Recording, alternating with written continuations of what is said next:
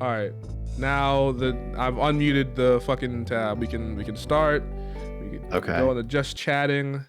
This is just chatting. We have all the things. No, there's no music. Tell me if the audio is good. By the way, whoever's in here. Uh, so yeah. Is it good? Is it good? Is everything great? Are you doing good? First of all, you having a good Uh, day? I'm doing well myself. Yeah. Nothing out of the ordinary today. I see bars popping up, but I think that's only because you're talking and not me. Oh yeah, I need to do that on. I need to have. Yeah, I have one of those for. Okay. Geez, I have the overlay. Oh, audio visualizer. Yeah, yeah.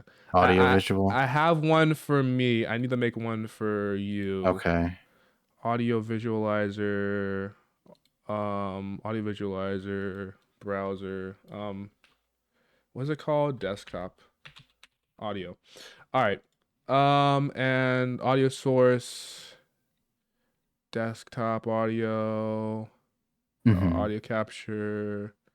Where is it? Fucking audio output capture. I should have. I didn't think about this before I started. Give me a second. See, this is No, why. it's okay. Oh no, it It's worked. It's fine. working. Start Oh, it same. works. And you'll be the color white, I'll and be white. Okay. then I'll put that one over on top of mine. This makes me feel so privileged, by the way. Because you can see it better. Let's just. Wait, can you do it upside down, by the way? Oh, that's a good idea. I could do like a Yeah, flip upside it down from the over. top. Flip it over. This is my first time. Actually, I'll do mine flipped over. Actually, Okay. No, it's okay. one of ours flipped over. See, this is perfect. You know, Okay. I'm glad to have a guest that knows as much about Yeah, because I'm almost the only person who does OBS anyway. Fuck. OBS original, OBS the classic. Oh shit, Yeah. I'm fucking up. Give me a second. Everyone else is just so fixated on going into Slobs, Streamlabs OBS. See, I consider Slobs the Mac of OBS. The Mac of OBS. Yes, the Mac of OBS. Okay, before we do anything, please explain that. Explain that. Wait, hold up. Transform, flip 180 degrees. Perfect. All right, perfect. All right, now we're on two different sides.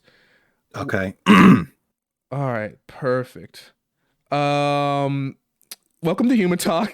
Welcome to the Human Human Talk talk. I love human talk, bro. Human Talk. I do that shit almost every day. We all talk as humans. We be saying shit. We be doing shit. You know what I mean? Nice. Welcome to the Human Talk Incredible. podcast. We usually have a that's the cold open for this episode, usually. The cold open. What Yeah, is a cold open? cold open, we usually just start saying shit. I usually don't tell them whenever I start recording, and then they start saying shit. Oh, I see. Yeah. And I don't think then I ever got. Okay, I don't think I got caught at that, but that's fine. yeah. The cold open, and as opposed to a warm open, which is, very warm. It said, "Hello, welcome to Human Talk. We love you here. You're so valued, and you're so special, you know?" Um, everyone here is special, and they're all welcome here. That's the warm open. God, I'm just already thinking to myself like I would be hearing that shit as an alarm or something like that, and then I would just look in the mirror, look in my fucking droopy ass eyes, all groggy and shit, just from waking up. And I was like, "Oh shit, the alarm's already set off for fucking 7 o'clock. I was supposed to be at work at 6:30 or some shit like that." Oh my god. I hate That's that. not how my life goes, obviously, but I just like to think something like that I is like something cheery you're hearing right now, but deep down you just know that all hope has hope is lost. lost. All hope is lost. Yes. My Yeah. entire being is like resistant to existing right now. I don't want to Yeah. do it. Or Wherever. maybe I've just watched too many early 2000s era comedy movies Oh where yeah. yeah, we're kind of sort of opens up to that sort of thing. Like the MC has gone through a divorce or some shit like that and has to like get his life straight or whatever. The romantic And comedy. yeah, Not even romantic comedy. It could like it. I mean, it could be related to romance in some sort of way, but it's just like yeah, but it could just be like comedy. Like it's just like the main genre, and then the fucking actor is Rob Schneider or some shit like that. I don't know. Oh yeah, I need to the fucking that's a cold spot in not cold spot. That's like a I guess a cold spot in like my knowledge of movies. Early 2000s anything, but early 2000s comedies is like all I know is Are We There Yet with Ice Cube. Are we there yet, bro? I didn't even think anyone else would have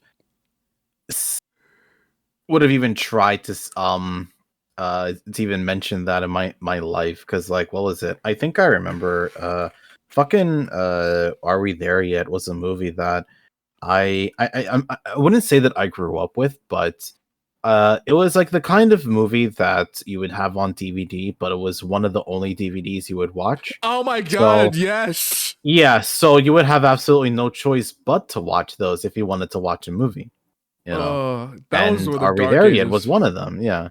Um, but granted, I was around like what, maybe 11 years old, 12 years old, or some shit like that. And sometimes I would just boot it up and then just stare at the TV, just watch it. I mean, wouldn't really be funny after the first time, but I would just watch it as like, I don't know, just to fucking pass the time or whatever if Cartoon Network or any other TV show wasn't playing anything interesting at the time. And for a while it didn't because I was not into anime obviously at that time.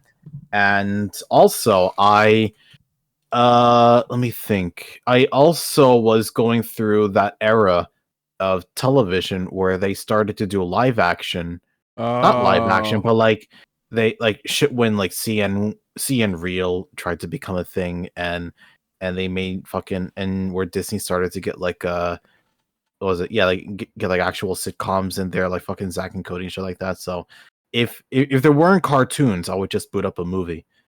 What Just something that you're not a yeah. fan of Dude What Would Happen? What? Doodle, dude what happened? dude what would happen that was Dude, like dude, what would happen? I basic have never heard of this. this show Dude What Would Happen is basically like the Jackass for kids. It's basically like in the during the CN Real era, they're like, oh, kids like Jackass, but let's make one that's kids like, dude, what would happen if we flew this plane into the never mind. If we skateboard our did the skateboard trick on top of the fucking McDonald's down by the road, blah blah blah blah blah. Some like stupid shit like that. It's always some like stupid stunt or whatever. It's like, dude, what happened if we did this or that? Like, Oh, it's like Mythbusters, but for children. yeah, basically. Ah, okay, okay, I see. It only lasted for 2 seasons, supposedly. What a tragedy. What a shame. Really? Oh my god. I'm surprised you don't know about it because I was during the C Unreal era. Like, well, then again, you avoided watching all those like TV Right, I shows. avoided it. Yeah, I mean, Specifically yeah, avoided them. yeah. It was just not something that I would ever be interested in. Like, and I remember at the time, I think like people were starting to get into anime if they weren't already interested in Pokemon at the time, and I think I just actively tried to avoid it as much as possible as well when it came to anime. But when it came to Sonic, when Sonic X came up, yeah, I'd watch that shit. you But if it was literally anything else, then uh, no. Even if it had uh even if it had moments where like in anime or yeah, like moments in cartoons where it was like similar like really similar to anime. I remember this I think Jetix had this TV show. I forgot what it was called. It involved robot monkeys or some shit like that. And they go to holy space. shit. What Yeah. show? That sounds like every show that was on there at the same time. Like, Um, and then like the MC is actually a dude or a kid, I should say, but he's with a team of robot monkeys or some shit like that. Yeah. mm. It's a long it's a long fucking title. I'm I'm sure if someone else were to hear this, they would understand exactly what I'm talking about. But that was like one of the many shows like fucking One Piece and Naruto at the time that they were opening up on Saturday mornings that I would just actively try to avoid as much as possible. You ever remember the part of Cartoon Network where they showed Johnny Test all the time? Um, the part of like, oh, you mean like the era of Yeah, Cartoon there Network where was an they had? era basically. Wasn't that era sometime before Adventure Time kicked and regular show kicked off? Kind of, yeah. It was some like in the middle of that, little before, little after. It was like they both had the issue where they all played the same like three shows and none of them were good. It was either well, actually, they always Well, played they tried Canadian to shit. play the well, yeah, because like they tried to commonly play those shows because those got the most ratings or something like that. So they thought to themselves, or yeah, corporate thought, if we were to replay those same shows over and over again, then we can still keep our ratings, no problem. And supposedly, I guess it does work. I don't fucking know, or maybe it's like their favorite episodes, little kids. But anyway, If you were the CEO of Cartoon Network yeah. and you had to choose like which shows to keep on the air and which ones to axe, I don't know what decisions I'd make, man. I mean, like honestly, if I by these fucking business degree holding assholes in these like top level business suits and shit, I'm sure the fucking top rated show is gonna be the one that they always do. It's like, oh well, Johnny Test is the top rated show, so we gotta play that all the time, right? But Yes, it, that's why Teen Titans is there right now. yeah, oh yeah. So I mean, like, just because I guess I'm assuming like it's like there's probably some truth to it despite everything. It's probably like, yeah, it's like self-fulfilling prophecy, right? Like, of course, if it's gonna be played all the time, it's gonna have high ratings, right? People are gonna watch it because it's just being played all the time, so they have nothing else to watch, right? I mean, the average TV consumer doesn't really care too much unless he has a lot of options laid forth before them. So if television is the only thing that they can watch, then they may as well just watch television. As long as no one else is playing those same TV shows, then they have virtually no competition. They just need Basically. to make sure that their selection is generally better than the next competing channel out there. That's it. Either that or keep their loyalty high enough, basically. Right. Yes. But sometimes it's hard to figure out what the people want beyond ratings. Like you can't send a message that's strong enough when it comes to only reading statistics out there. But eventually people will start to get bored. People will start to do something else. And I guess that's when they'll say, oh yeah, it's time for a new change. Or start to air new episodes or something like that. Not oh okay, I wouldn't say new episodes, but like different episodes. Yeah, not the Yeah. reruns. Right. So, there's definitely several other channels that will do that. Like they will just rely on one television series and then will just do the best that they can to like use that to keep them on air because that's what helps them keep them on air. Hmm. So, It's like SpongeBob and Nick and whatever in yeah. Disney. Funny you mentioned that. I remember SpongeBob was I remember they specifically had the best of SpongeBob segment throughout the week, and they told kids like, "Oh, hey, what's your favorite SpongeBob episode?" And this was post movie. I believe they were already on like season 5, season 6 or something like that. I don't know. Hmm. But this is like going like way beyond, but I remember they had a segment for that for like best of SpongeBob. And almost every show that they had, or at least almost every show that I managed to watch was nothing but seasons 1 to 3 because supposedly that's what everybody liked, the seasons Apparently. 1 to 3 or at least pre-movie SpongeBob. And there was absolutely nothing wrong with that and but I don't know, it's like it's uh, I guess it's like if you give them like if you spoil your viewers a lot with like those same episodes, so, I guess I'll say, oh yeah, well, what else is like does SpongeBob have? And they'll think, oh yeah, well, probably those shows aren't as good. I'll probably watch something else instead or something like that. I don't know, but but yeah, it's I don't know. It's confusing. I I'm glad I'm not the one who's manning what people should watch. But if it were to me, it would be the shit that I would like to watch. Obviously, you know. Try to keep try to keep a lot of variety there so that people have an incentive to watch as well. Um, Something like beyond fucking what do you call it? Beyond Teen Titans Go, beyond SpongeBob, or if they have the licenses to do so, just keep playing their what do you call it? Legacy Uh, stuff. yeah, it's like keep playing like the older television shows. That's also no problem. Like I would fucking start playing Hanna-Barbera shows if I was able to on my channel. If it was like a cartoon-based channel, but yeah. Um I don't know. I kind of miss this, but yeah, it was like all variety shit.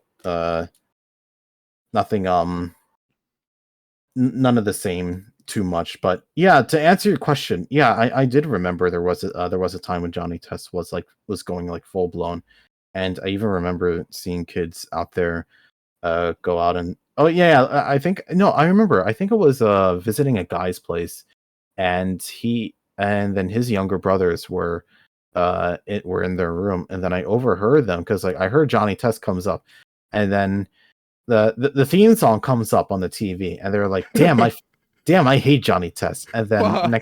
And then next thing I hear is them singing through the theme song because I guess it's been embedded in their head so much that they're like, fuck it, whatever. Turbochide's No, backpack. Do-do-do-do-do-do-do-do-do. man, you're gonna make Genius. me remember that time. Genius like a lab rat.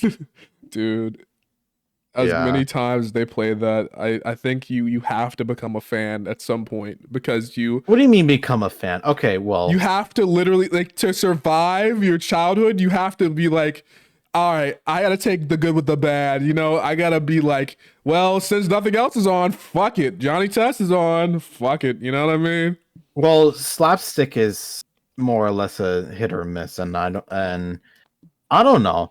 I mean, if people today were to watch Johnny Test again, not counting the new Netflix series that they had at the time, but um if they started to watch it now, I would probably be hearing a lot more about it because of how stupid it was. But when you watch it as a kid, like it's either you appreciate it or you'll just watch something else because you don't have time um for cartoons like that, because I don't know. I think right before that time, uh, I think that was before Adventure Time was coming up, and I remember Adventure Time and a few other shows started to gain a lot of traction because it actually had continuity uh, and a sort of interesting and quirky story. Hmm. Uh, and I'll go as far as to say as is that um, I don't know that sort of worked out, but like when it comes to like shit like Johnny Test, then probably not. It's just more of a comedy show than anything, and it just sticks to that. I There's like just, it doesn't make uh, fucking sense, but it doesn't have to make sense. To it each is their what own it about is, that stuff. basically. Basically. You take the good, again, it's like when you're a kid, you just like, you have to keep the you have to like there's certain TV shows that aren't good when you're a kid. Like you have a sense of quality that's different when you're an adult because you're like Mhm. super like jaded and super fucking like you've seen everything when you're an adult. But like when you're a Yeah. kid, you have like absolutely like basically a different, it's not no sense, but you watch like bullshit because you're like, You listen, just don't. Yeah, you just don't know better. you either don't That's know it. better or you have the free Yeah. time, and that free time you don't realize how valuable it is until you become an adult. You're like, Exactly. uh speaking of Cartoon Network, I wanted to ask you, Yeah. what's your introduction to like, Pokemon? Is it through the My show? in Was it What through like, was my introduction to Pokemon? yeah, Oh, yeah, because I had an asshole friend who kept on bitching about Pokemon too much. That's why. really? So, Yeah, it started in 5th grade, I remember, and I had actually scraped up enough money or enough allowance to get myself a DS Hmm. and Pokemon Platinum, and that was because I was is sort of interested in the and like the dual screen sort of thing, but I didn't really knew too much about the games altogether. I did get Platinum, but I remember the DS also came with Big Brain Academy when I first got it, and I think I had just as much fun with that with Big Brain Academy. Uh, but either way, I mean, is moving on. Big Brain Academy like Brain Age, by the way? It's not like Brain Age too much, but it does encourage you to play every day to train your mind or something like that. Oh, okay. But no, it does not have the silly guy or is it I forgot his name, but he's It like was like Professor or like, the silly small polygonal guy yeah, who jump silly scares your little ass. man. Yes. Um he does have a name. I just don't know the name. I'm I sorry. think it was But like Kikiyama or something. It was like Professor like K, like Doctor K or something. I remember what was it for the Switch? He does not what was it? They actually like canned the name in exchange of his actual name. So uh or at least for the Switch version. So instead of it being Brain Age Brain Training for Nintendo Switch, which what would have been called, it's instead called Dr. Kawashima's Brain Training. Kawashima. There it Yes. is. But it's still the same premise and the same gameplay for that. But Big Brain Academy is a little bit more colorful and not too serious. But it has a lot of nice fun it has a lot of nice fun array of mini games that they do provide each day to get your brain rolling or something like that. The Brain Age I didn't really like too much, I remember at the time, because or at least I mean, okay, it was good, Hmm. but it wasn't, but like some parts could have been fleshed out, like what was it, there was like there was one segment I remember that was like that was like reading or something like that. Speed reading. And yeah, and the only thing I had to do was just finish reading, that's it. But they don't check for any to make sure that you actually did read it, like with multiple questions or something like that. Yeah. So basically all I did was just turn a page and said finish, that's it. Your brain age is 2 because you're super good at reading. Exactly. But they yeah, I had a lot of fun with Big Brain Academy. I was pretty was pretty more, I wouldn't say religious, but like I actually liked it a lot. Almost Amen. like just as much as Platinum. But yeah. Anyway, I got myself a copy of Pokemon Platinum, and I ran through the game, and my pea brain mind at the time never played Pokemon, let alone an RPG altogether. So what happened was, like, I just kept on making a fuck ton of mistakes, and Oh. uh yeah, it was like, I don't know, it was like it was tough for me to get engaged with the game because it was my first ever time playing a turn-based JRPG. Uh and honestly, I was just very eager to beat the game more than anything, but there's a lot of things that Pokemon doesn't really tell you right off the bat unless you talk to a lot of NPCs.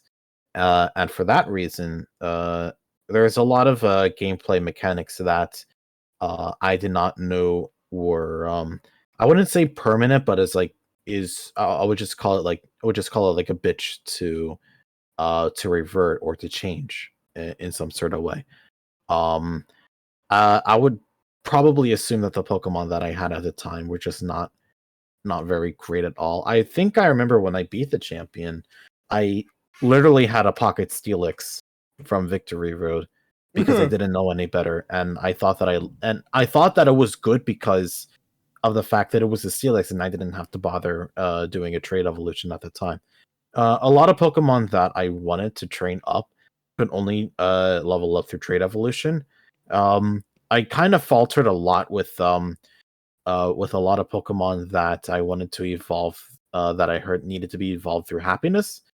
So that went out of the table. Like I remember getting the Togepi, right? Hmm. But it was just so tough for me to get it evolved because I would always fuck it up by like trying to get it to train and then it fainted, it fainted, it fainted, And it hates and you then it now. just had to go back and forth. Yeah, so um, but it was just like in the wild sort of training, and I I don't know. But long story short, it was a really tough time for me to get into it because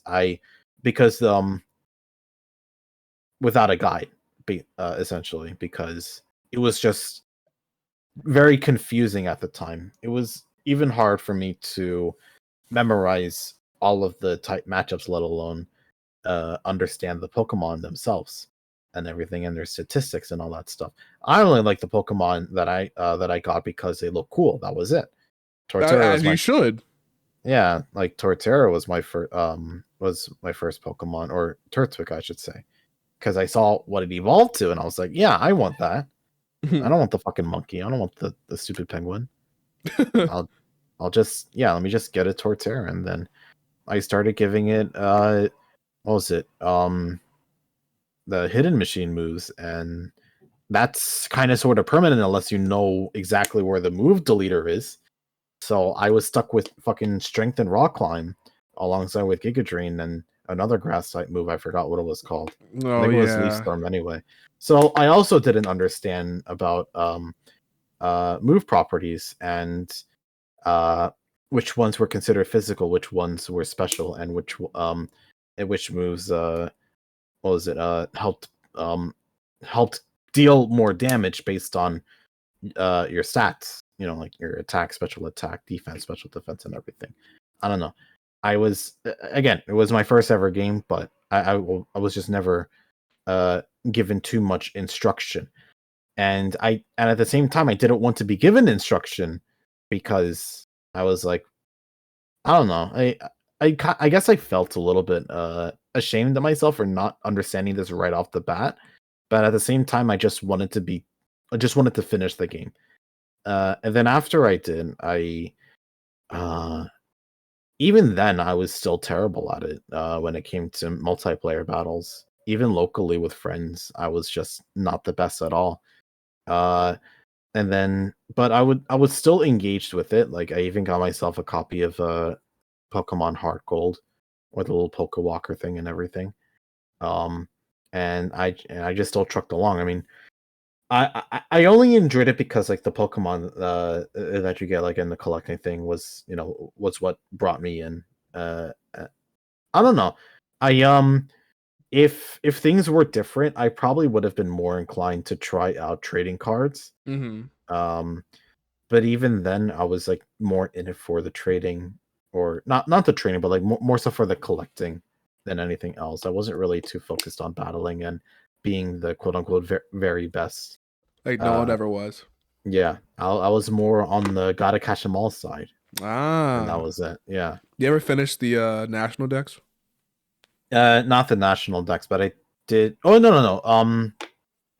No, for almost every Pokemon game that I've played, I've been able to finish their regional dexes, but not go as far as to beat the finish the national dex. Hmm. Uh, I don't really think too much about that anyway, and I'm just more so like how much I like, yeah, like the Pokemon I can collect from that region itself, and then just focus on the rest like uh afterwards if I really do feel like it. But that's more for like a battling sort of thing.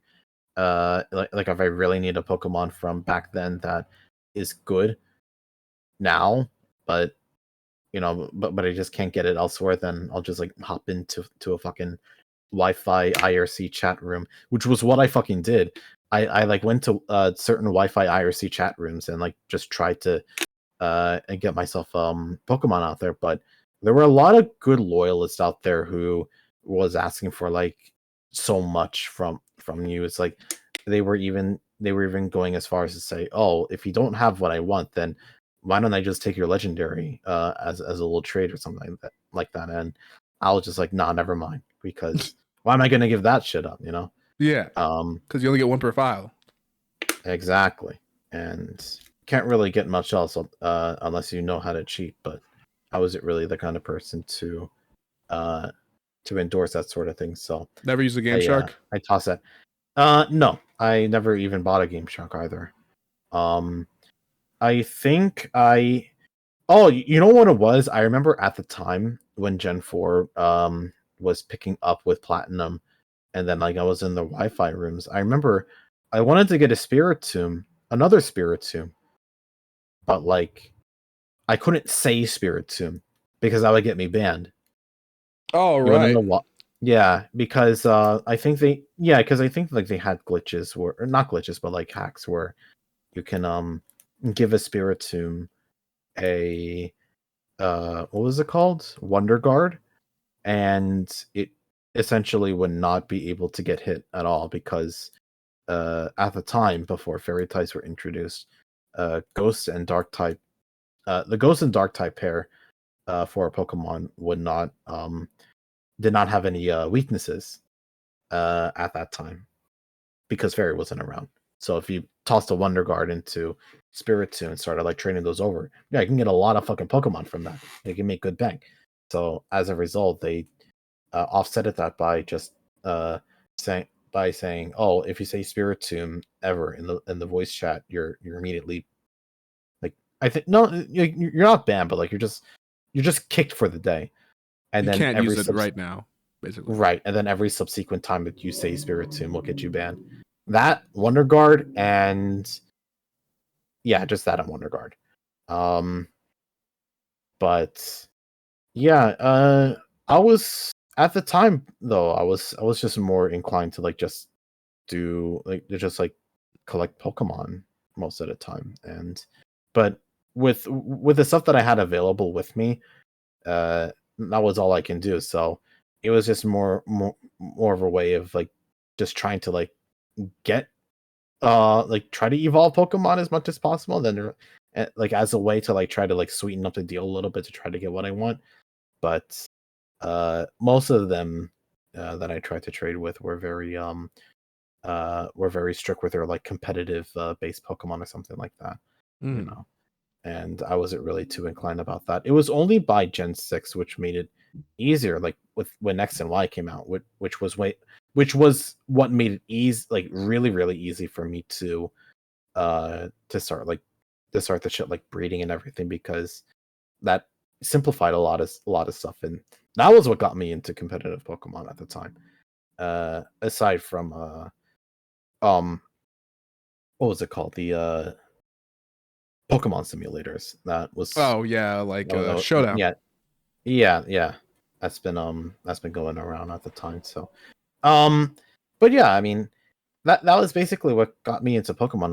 It was only because like my other friends were playing it, and then and I th- and I remember what was it? He asked me why don't I have Pokemon? And I was like I just don't like it.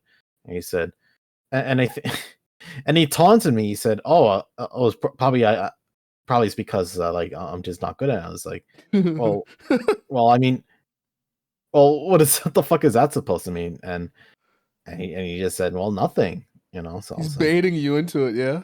"Yeah, yeah." He fucking baited me into getting the game, and I don't know if my life would be much better or worse if I did not get baited You literally instead. got baited into playing Pokemon and get Yeah, so essentially, I got wow. baited into it. Yeah. I didn't really but like it was only up until X and Y that I became very very good at the game, and I was just able to beat almost anyone at the time, like when I was in or well then again I think X and Y was like around high school anyway.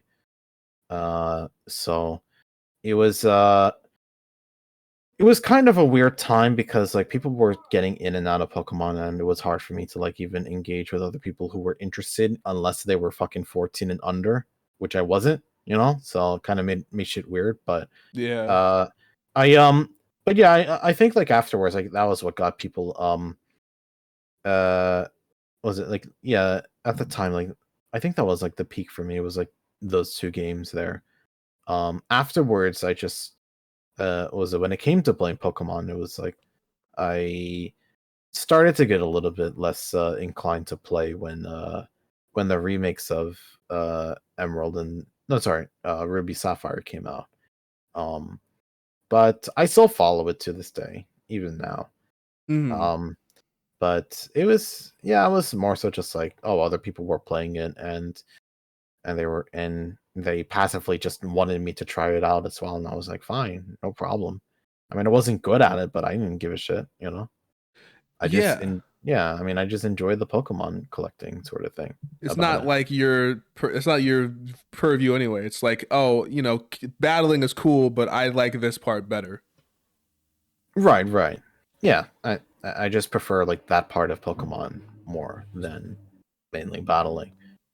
Uh, they weren't that great either because I was there um during major events. What was it called? Video Game Championship is what they called, or Yeah, VGC for short. the VGC stuff. They none of them won a game. I remember none of them. Uh, what was it? It was like I remember certain in one event it was bracket sort of thing, so you had to make sure that you keep winning, otherwise if you lost once then you're out completely. Um and I did win twice, I recall, from Gen 5, and then I got knocked out with a little slither of health on their side left. Um Meanwhile, everyone else fucking just they just lost like altogether. Like they got wiped left to right. And for me, like I didn't even try too much. Like I just brought the ones that I enjoyed, and that was it. I don't know. Maybe it's because it was a fluke. I don't know. But like I remember, like they were the ones who kept on talking a lot about their team composition and their strategy and something like that. And then thing they know, they get wiped instead.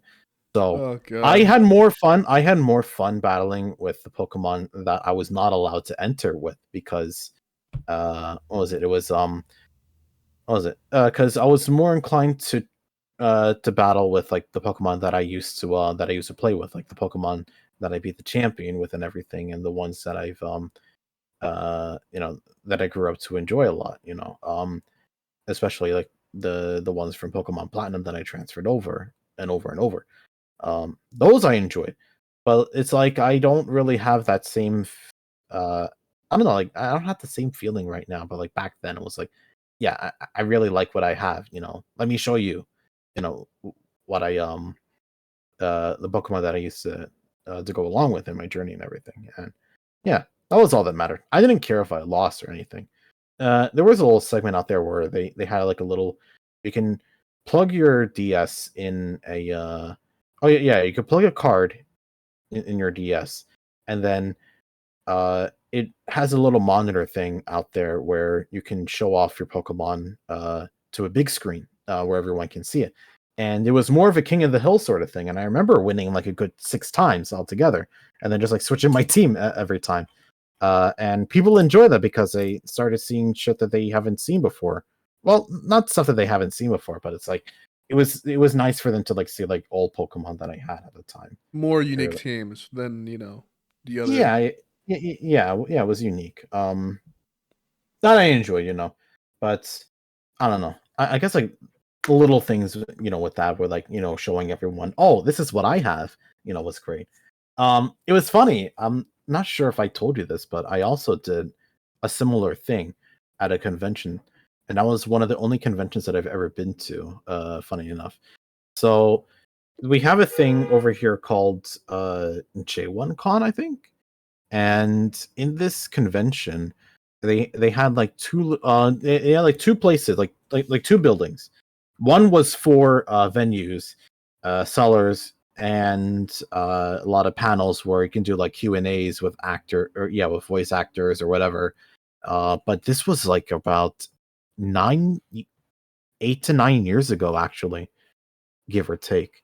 I don't know. I could be wrong, but there was also another area where you can have like just nothing but video games to play, and they have open open venues where you can what was it, where you can like just talk, like just if you have your console, then uh then you can then you can have your own little section. Granted, if the people come in and and are interested in playing, then yeah, that's fine. So for example, like there would be like a ton of tables laid about across, and then the venue would provide the televisions for you, but as long as you have your consoles with you, then that's okay too. I think at the time I somehow had my Wii U with me. I don't know how. Yeah, that's kind of impressive, actually. Yeah, like somehow I had my Wii U at the time, and I'm not sure why. Maybe it was because I knew about this ahead of time, but I don't know. But I remember they said, "Oh, hey, do you want to like use your Wii U as to show off like any video games that you may have?" And I was like, "Well, I do have Super Smash Brothers," and they were like, "Okay." But it was funny enough. Like at this time, I actually had Smash Brothers heavily modded, not heavy, but only to the point where like a fuck ton of characters had a lot of alternate skins. No Zero You know, Suit like Samus. where Zero Suit Samus was fucking what was it? Looks more like Overwatch Widowmaker or some Uh. shit. Yeah. Or if he had Ryu, but it's really Goku. Or Shulk, but he's actually Sora from Kingdom Hearts. But that was at the time when Smash 4 was a thing. Ultimate wasn't around just yet. But they had every character in though, regardless. Yeah, like there were a lot of skin changes over there. A lot of people really enjoy the Sonic one because they could either be Shadow, Silver, Metal Sonic, and everything. But you get the idea. There were a lot of like different characters that they can play, Mhm. and that was what I had at the time. And so there was a Wii U venue, or like a Wii U section, where they had flat screen, and then someone else, but was there showing off the Wii U, but their version of Smash 4 didn't have all the characters. Like they didn't like it was just a fresh memory. They didn't Oh. have like all the stages or anything. Um, and they were and it was to promote their local video game store. And I was like, hey, listen, why don't I use my Wii U instead? Maybe that'll attract more people. And they were like, sure, yeah, that's fine. As long as you're okay with it and you can watch over your stuff. And I was like, I mean, I have nothing else to do anyway.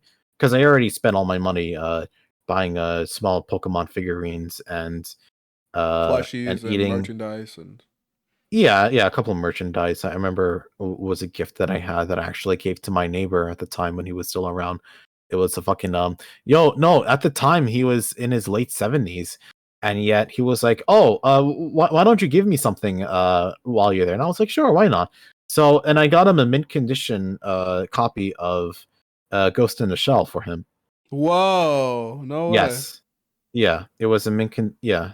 Um and it was like all wrapped up and everything, but I didn't care. But honestly, I did not care about that because at the time I thought that was like the actual price, and I was like, oh yeah, and I was like, whatever. But it was a gift for him anyway. It was his birthday coming up, so I gave that to him. He watched it with his other old buddy, and they were Oh. they were really confused as to like not confused as to like the plot, but it was not something that they would ever consider watching. I can But imagine. but they said that they enjoyed watching it regardless. Yeah, That's great. It's like, passing through generations, yeah. exactly. Exactly. That's a very kind thing to do. I like that. Right. Yeah, I bought a few gifts for my mother and father at the time. And a couple stuff for myself. It was like the Bandai Namco really really small Pokemon figurines that you can get. I still have them right now, but the only ones that they had at the time were Sigilif and Corfish. I was planning on getting 4 more, but they didn't have those 4 just yet. So I was like, "Oh, maybe if I'll come next time, I'll purchase them." And they're like, "Sure, why not?" But it never happened because I never bothered going to another convention again. Oh, what a Yeah. shame. It's fine, but anyway, regarding the little Wii U section, yeah, it was like a mom and pop shop that they were trying to promote, and like they had like all their yeah, like they had their business card and everything, and I was like, well, maybe if I use my Wii U instead, maybe that'll help like garner more people more people in, you know. And they were like, okay, sure, why not? And I think it was only like 6 hours left into the day because I came really early, assuming that a lot of people would be in line, and I didn't want to be stuck in line anyway. Um, but otherwise, I had the Wii U and I had like the mods all set up and everything. All I had to do was just like boot it up in a certain way, and yeah, that was it. And so, yeah, but that was like during the time where like they already had a good handful of people in, but it was only like 3 people.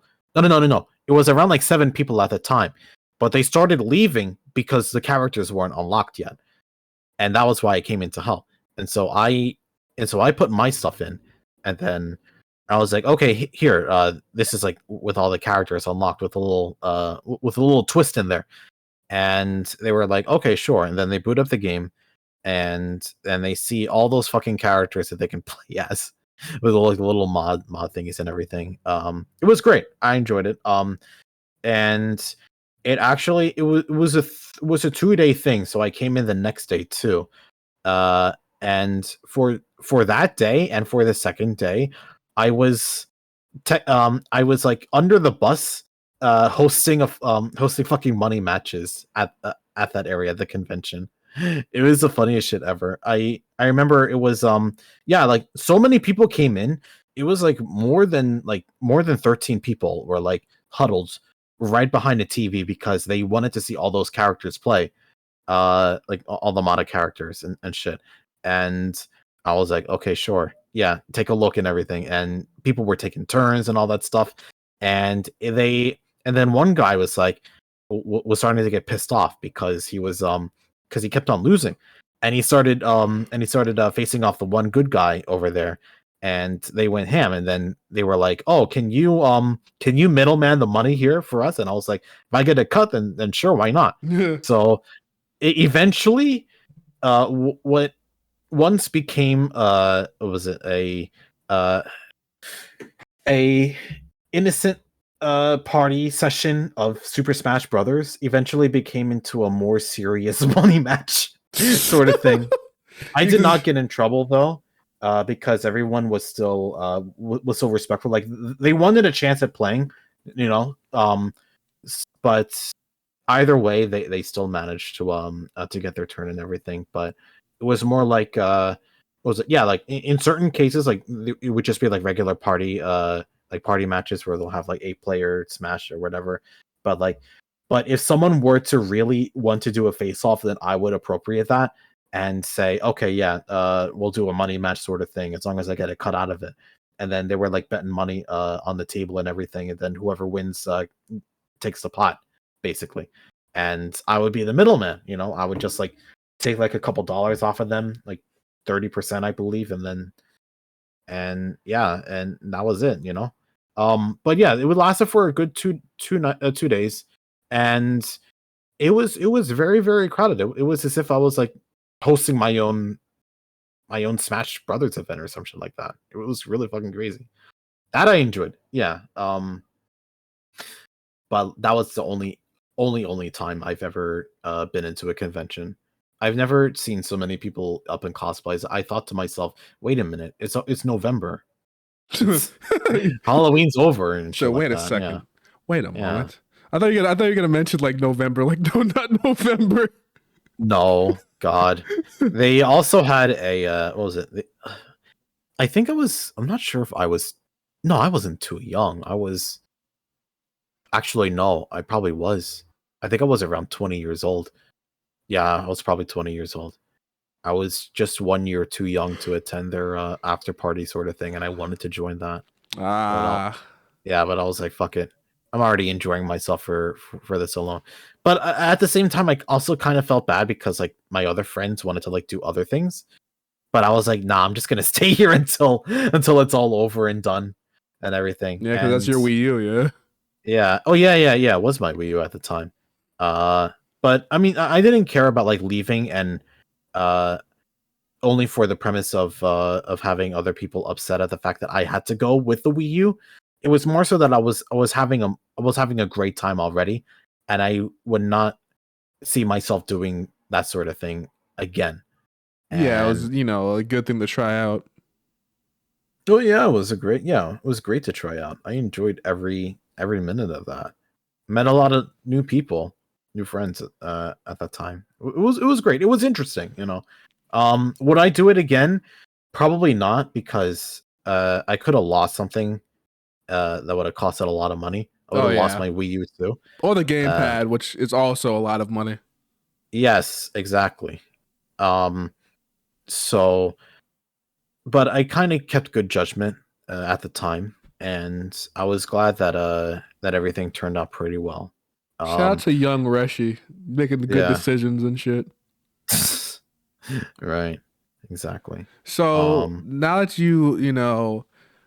actually, because I realize I haven't introduced your streaming career, Dreaming career. Would you even call it a career though? yeah, why not? Because you've accomplished things and you've done stuff and you have events. So I I've was done weird things, but like I've I always never considered myself doing things because no one. Well, actually, I probably have done things that no one has ever done before.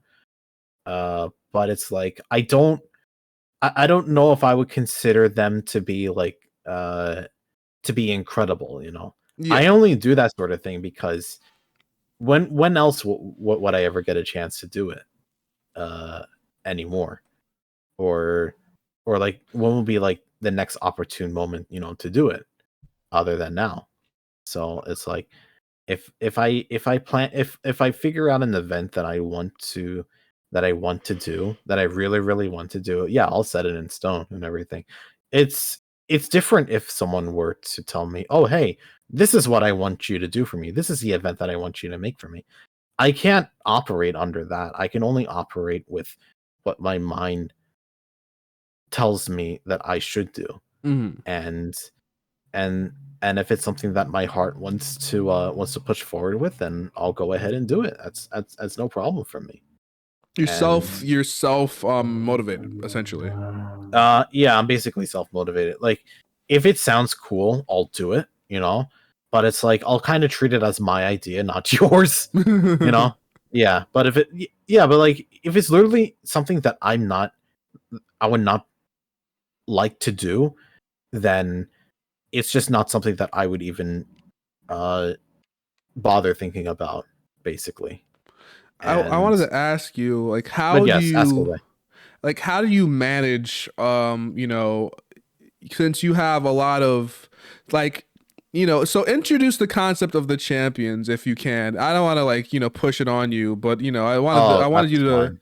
wanted you to introduce that because I want to have a few questions about that I want to answer because I think it's such an interesting concept Oh, that sure. really Yeah, attracted me to like the stream in the first place. I can. Yeah, I can go. Yeah, I can do it. I could talk a lot about that sort of stuff. Do you want to like just like get a brief history of how it happened, Yeah, or that'd be great. okay? Well, I'll probably just You could also just mention do a my Cliff's drive and notes everything. if you want, but I'd give it Right. as detailed as you wanted to. Yeah. No, I understand. Yeah. So what happened was, COVID happened, and I got really fucking bored. Um, As we all do. right. So when COVID happened, and at the time I was like doing what do you call it? What's the word again? Where like oh yeah, I was like doing a lot of freelance work, Oh, IT related stuff, mostly. Um, but yeah, it was more freelance stuff, and like I would make good bank on it, because there was like nothing else that I could do, or not like not nothing else I could do, but like nothing else I wanted to do. Um, so I was like, yeah, it's whatever. And I was planning on doing a full fledged trip during that summer. I was like going to I was going to go to a Canadian event with a friend of mine for like a music related sort of thing, but like it never worked out, and I wanted to get my money back for that sort of thing. Well, I did get my money back from the flights, but I couldn't get my money back from the tickets. Wow, what And the it fuck? right, they had like a no refund policy, even for COVID, and I was Jesus like, well, Christ. right, but I literally told them, listen, I'm from America, I can literally never go to Canada, and they said, oh, we'll just like transfer your ticket over for the next event or something like that. That's But some fire the festival ne- type shit. yeah, the next event, a year later was still couldn't happen because I was not allowed to travel anyway. But I wasn't going to bother myself over a $75 ticket anyway because a year passed already and I wasn't and I literally could not bother doing a chargeback sort of thing. So it was it was like whatever. Um it was like too late into that time. But yeah, like summer was really boring. I recall. I just like stayed in most of the time. It was like March. Well, no. Well, summer was set to be very boring anyway, is what I should say. But yeah, it like started in March, obviously, April into May, June, July, etc., etc., etc. Um, and I was still working, uh, but I just had nothing else to like to worry about because it was just what else am I gonna fucking do? So I started thinking about the whole VTubing prospect and stuff like that. It was not really something that people even considered asking me about, but it was also something that I thought would be kind of funny to do anyway. Because I had all this vacation money that I never even bothered to use because there was no vacation for me and I can't go out anywhere. Like I had to like rescind my tickets. I had all the money from the tickets that I just could not use. Couldn't even visit my own country, or what was it my home country down at South America at the time. Even if family was a thing, but there was no family emergency sort of thing uh that was going on anyway. So it was just virtually impossible to do anything because we were all on lockdown. It was really tough to do anything. So I was like, well, why don't I do this? Why don't I make my try doing a little project and no one's gonna know about it. So I was like, yeah, let's make a model. Let's make a VTuber model as a joke.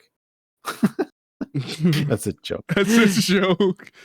Literally as a joke, yeah, because like I had all this money and I was like, sure, like let's do something with it, you know? And I was also considering that like I have not really done too much to okay, I wouldn't say done too much, but like I've never really like I've been with the group for a good 6 7 years, etc. at the time, uh ever since its conception. And I was like, well, what have I got to say or no, it's like, should I like do something to like try to give back in some sort of way? And I was like, okay, well, let's do this. Let's make a Showtan VTuber sort of thing. And I remember at the time, everyone was talking about fucking VTubers all the time. Uh, but but I kind of, but at the time, I kind of got the wrong message about that because like I wasn't sure if people just liked them because they were VTubers, or if they liked them because they wanted to be a VTuber. Um, and that confusion, I to this day, I would think to myself that I would still press on with it if I knew better anyway. But regardless, I was like, well, why don't I try to do something that makes that tries to stir up the channel a bit. And what I decided to do is that I wanted to make a channel where it would just the same model would be there. Okay. No and but the channel itself would be can be live stream with different by different people if they wanted to do said live stream. So what was it? So for those who are familiar with Twitch and streaming under Twitch, the you have this, what do you call it, a stream key that you can use. but they tell you, listen, don't share the stream key to anyone else, because your shit can get hijacked if that were the case, and the channel owner would be held responsible for that sort of thing. And and I I thought to myself, wait a minute, yeah, this is how I do it. So literally, all I would have to do is just give other members the stream key. So if they take the stream key and then they can just stream it on their own, the same thing. So if I gave them the same assets, the VTuber model, the what was it? Yeah, like the OBS, The the scene layouts and profile everything, right? stuff. Profile, everything. If I give them exactly what I have, then they too can do the same thing, as long as they have a webcam or a phone cam at the time. Because at the time, VTube Studio wasn't as great as it Oh my was now. god, I forgot Yeah. about that. That was back in the fucking day. I forgot about that. Yeah.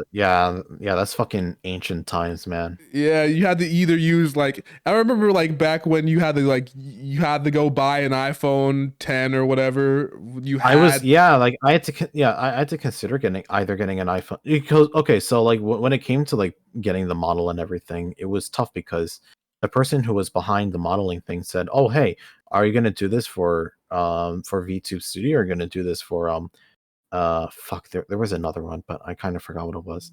But yeah, like there were pros and cons to both because it was more so a factor of like, what webcam am I going to use? And I'm not going to use the same webcam. No. Like I'm not gonna purchase a $500 webcam. I'm not gonna purchase a $1,500 iPhone or something like that. You know. Uh, yeah, waste of money. and eventually, like said said devices are just gonna become obsolete. So I may as well just get like the bare minimum.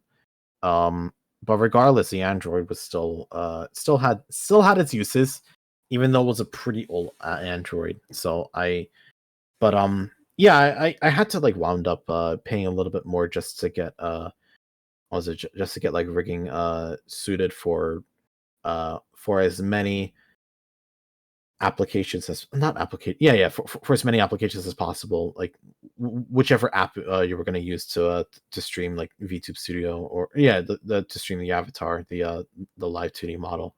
um so that was a bit a bit tough to take care of. I had to have my phone with me at all times when making the model as well because I had to be on top of the artist the um to make sure that the modeling was correct and that it stayed true to the source material. I was very adamant about having the character stay true to the source material because Showtan itself has been around for quite a long time, but I didn't want it to stray away from who she looked like at the time, even though there's no definite artist or definite art style to it. You know, I just didn't want it to like veer away w- um from from what it was. You know, like try to Yeah. still keep that emotion of Shoten Like intact. community design essentially. So it's like even though like it's a completely different person who has never heard about Shoten before, like make the model for her. I can't for the life of me uh like consider having her looking to like oh is it like having like too much like showing like too much emotion, not too much emotion, but like I don't know, it's like I always consider Shoten to be like very snarky anyway. Hmm. But like at the same time I also wanted to make sure that the expressions that Shoten has in her arsenal were also exemplify the fact that she was also that she also gets like really fucking mad and it's just like a general bitch and everything. So that's why I like made sure to like have smug emotes and everything set for her as well. Uh and all that And they do have parameters. the comfy emote though. I do like that one. Yeah, the comfy emote is not too bad, yes. That was something that was like just like slapped on it because the artist suggested and I was like, okay, sure, why not? That looks Um nice. I like it. uh but also I think the accessories was also something that I was very uh yeah, the accessories was like something that I really wanted to get because I wanted to be sure that because I knew for a fact that the selling point was that it needed the Weedle. the model. And I knew for a fact that people would get upset if there was no Weedle showing. So it was a good thing that the first person that I spoken to was able to get that Weedle in, because it's a little bit tough if you were to try uh to request something that's from a different not a different, yeah, like that's like made from a company to to be made for commercial use, because most people will say, oh, if it's something that's like directly from Nintendo or Pokemon, I can't draw that. And it's happened before. um I had to like try to work around those sorts of things, because they just said, oh yeah, like I don't want to get into trouble with like lawsuits or something like that just because uh I got paid to draw something Nintendo related. Oh Yeah. yeah, But they're really but good in with this that. case it was very straightforward, and I didn't have too much of a problem with, so it was fine. Like she was able to draw the Weedle, she was able to draw the specs as well. I also wanted to make sure that like the goggles were there and the coat was there as well. Um I remember, I'm not sure if you know, but Showtan has been cosplayed before. Really? Uh yeah. I'll share you a photo of it when I get the chance, but there was one of the members' sisters wanted to become a Pokemon trainer, and I think he just managed to entice her to cosplay as Shotan, uh, even though she didn't know too much about Pokemon. Like she had like a couple of Pokeballs there, and that was it.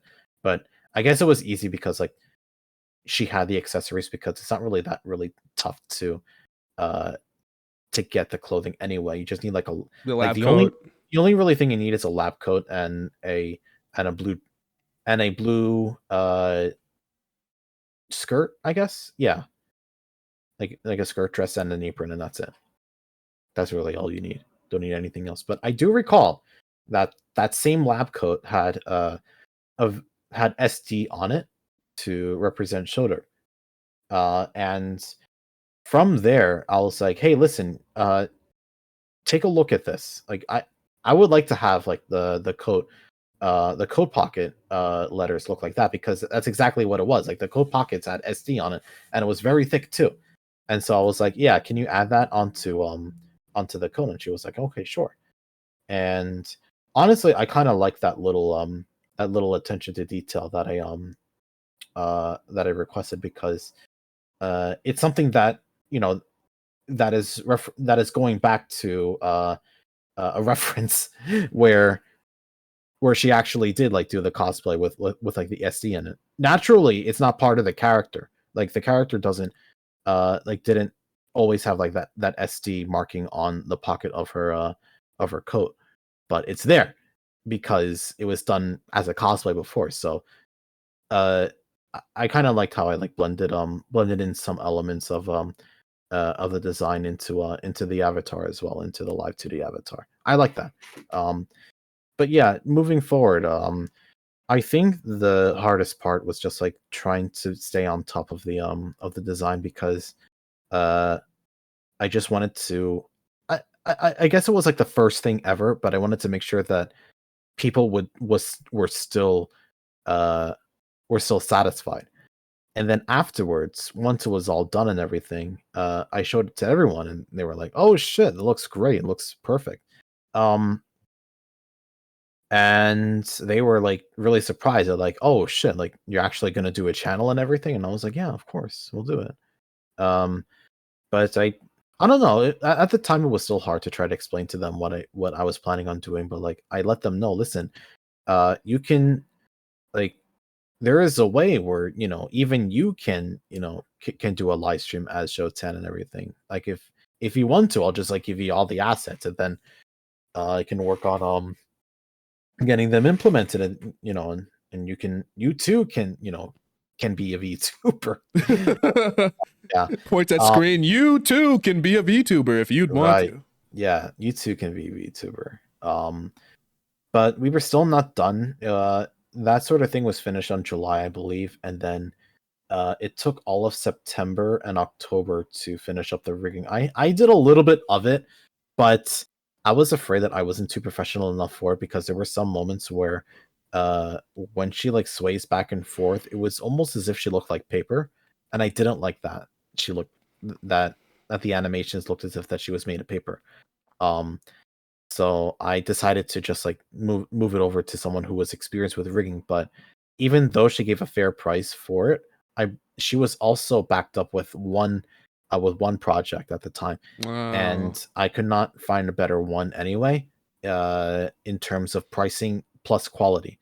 So I decided to just leave it to her to do it.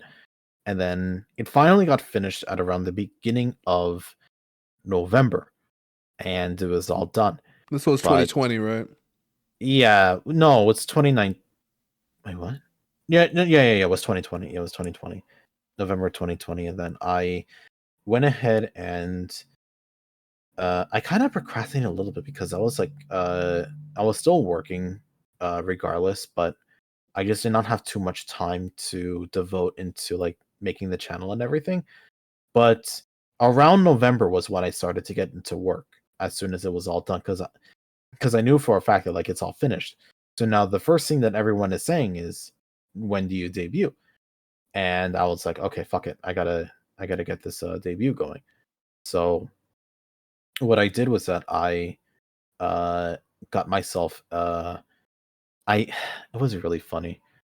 Uh I could have commissioned more like more artwork to be done in yeah, like I could have commissioned someone to like do shit like overlays on Twitch or whatever, and screen transitions and all that fun stuff. But I went against that actually. I decided that I would be the one to do it because I was not going to rely on finding the right person to do it and then tell them, "Oh, hey, listen, I want it to be like this, like this, like this all over again." No.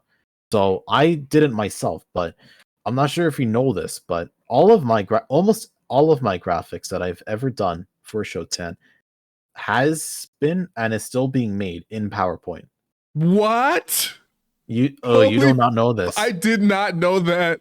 Yeah, almost every graphic that you see in Show 10 In is all done through PowerPoint. PowerPoint, Yes, PowerPoint. I the Microsoft one that we use to show the most Microsoft PowerPoint. basic. Yes. I just can't.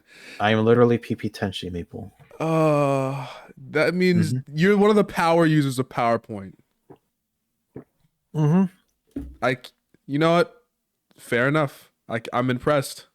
I, I, I still go back to the old PowerPoint slides that I made for the debut and everything, and they are very, very washed up and old, but uh I kind of like it because I was doing the best I can to try to capture the style of Pokemon Showdown.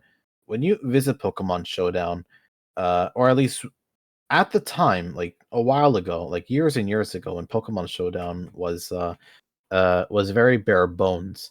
The UI was very simple. It was gray, it was indigo, it was blue, dark blue, or whatever. Uh, and all that sort of stuff. So I tried to copy the same intention for that because that was where Shoten technically came from as well. It was like an amalgamation of Showdown as well. Um or I should say that like it takes a little bit of inspiration from Showdown because the colors are almost the same as well as the dress. So if you yeah, so like that's why if you like see the skirt and the dress takes colors straight from Pokemon Showdown. oh, that's why Uh, they met. That's okay. I didn't realize that was like that's related yeah, to it. right, yeah. Was That's that what like the yeah. original That's design? why it's blue and gray like that. That is the original design. You can Okay. go all the way back to 2008, 2018. No, I'm stupid. Like around 2014, Whoa. 2014, right? That was they had the first iteration of Shoten in 2014 by a guy who at the time went by the name of Johnny Cadillac or Johnny C, I should say. He went by the name of Johnny C. His full name I remember was Johnny Cadillac. Uh, but he drew her straight out of MS Paint, and it Like just kind of everyone stuck there. does. Right. yeah, it was just like it was just me through through through Paint, and then it evolved to the point where we just knew that like the best was it that like that now the Showtan, and she's basically everybody who takes part in Showdope or whatever, and she always has her Weedle with her, the Specs Weedle, obviously, and uh yeah, like there was just a lot of art that was just like being pumped out at the time.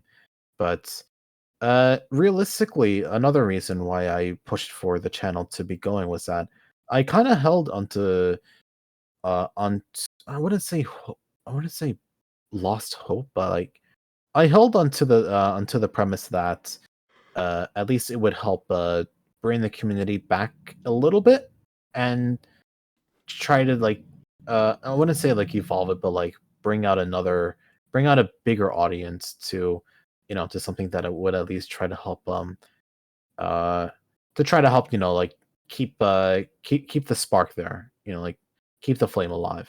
And like by the And community, you mean like the show derp community, yeah? not just Shota, but like even like branching out into like to other people as well, to let them know about it as also. It I thought worked. I'm right here. uh really, it didn't, realistically, because the point was to do Events. was to do like the champing thing Yeah. often. But at the same time, it's like uh I forgot that Pokemon kind of sucks. Okay, I don't mean it in a way where like it just like it where Pokemon right now is terrible. Um but I mean it in a way where battling in Showdown, it's a drag. It is a huge drag because I've played it before, and honestly, it's not as fun because nowadays I'm not sure if you know, but there is a uh the formats that are set in stone for Pokemon Showdown is uh what was it? Fuck. So okay, there are certain moves and there's certain abilities in popular formats of Pokemon Showdown that you cannot use because they're banned. They're banned by the community. Hmm. And here's the thing, like when you make a Pokemon that someone tells you to make, like you want to make sure that like uh that you can like have fun with it and everything. But in order to have fun with it, you have to use the moves and the items and the abilities that are actually banned. And when they're banned, then you can't do shit about it because there's nothing you can do. Like Because it's you have to community. like You can't really, yeah.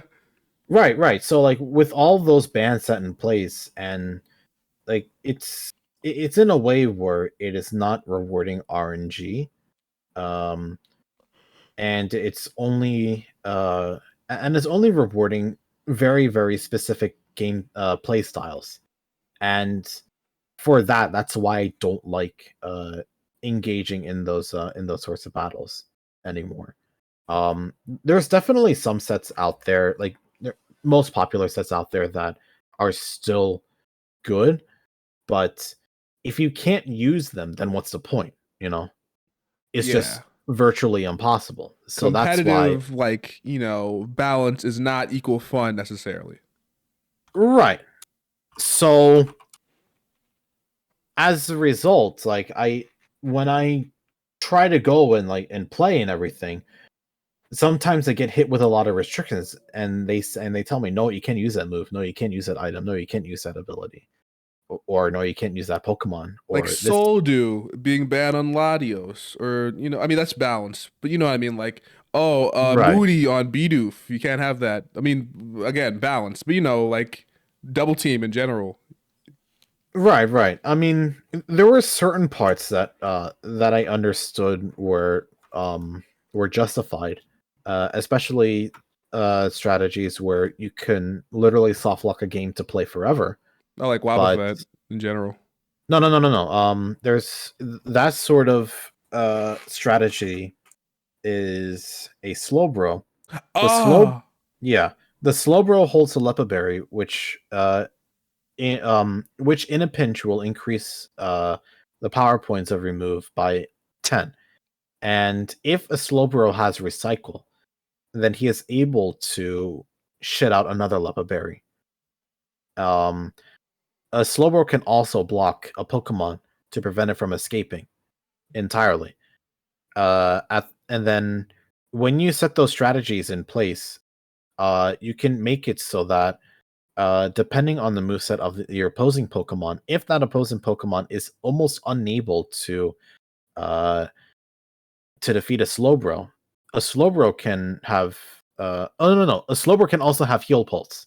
So Heal Pulse will recover the health of the opposing Pokemon. Um, a Slowbro can also have Slack Off, which will recover its own health too. So here's the thing: when and I think it is also Trick, right? Trick. Yeah. Trick is where you give the other person a Leppa Berry, I believe, right?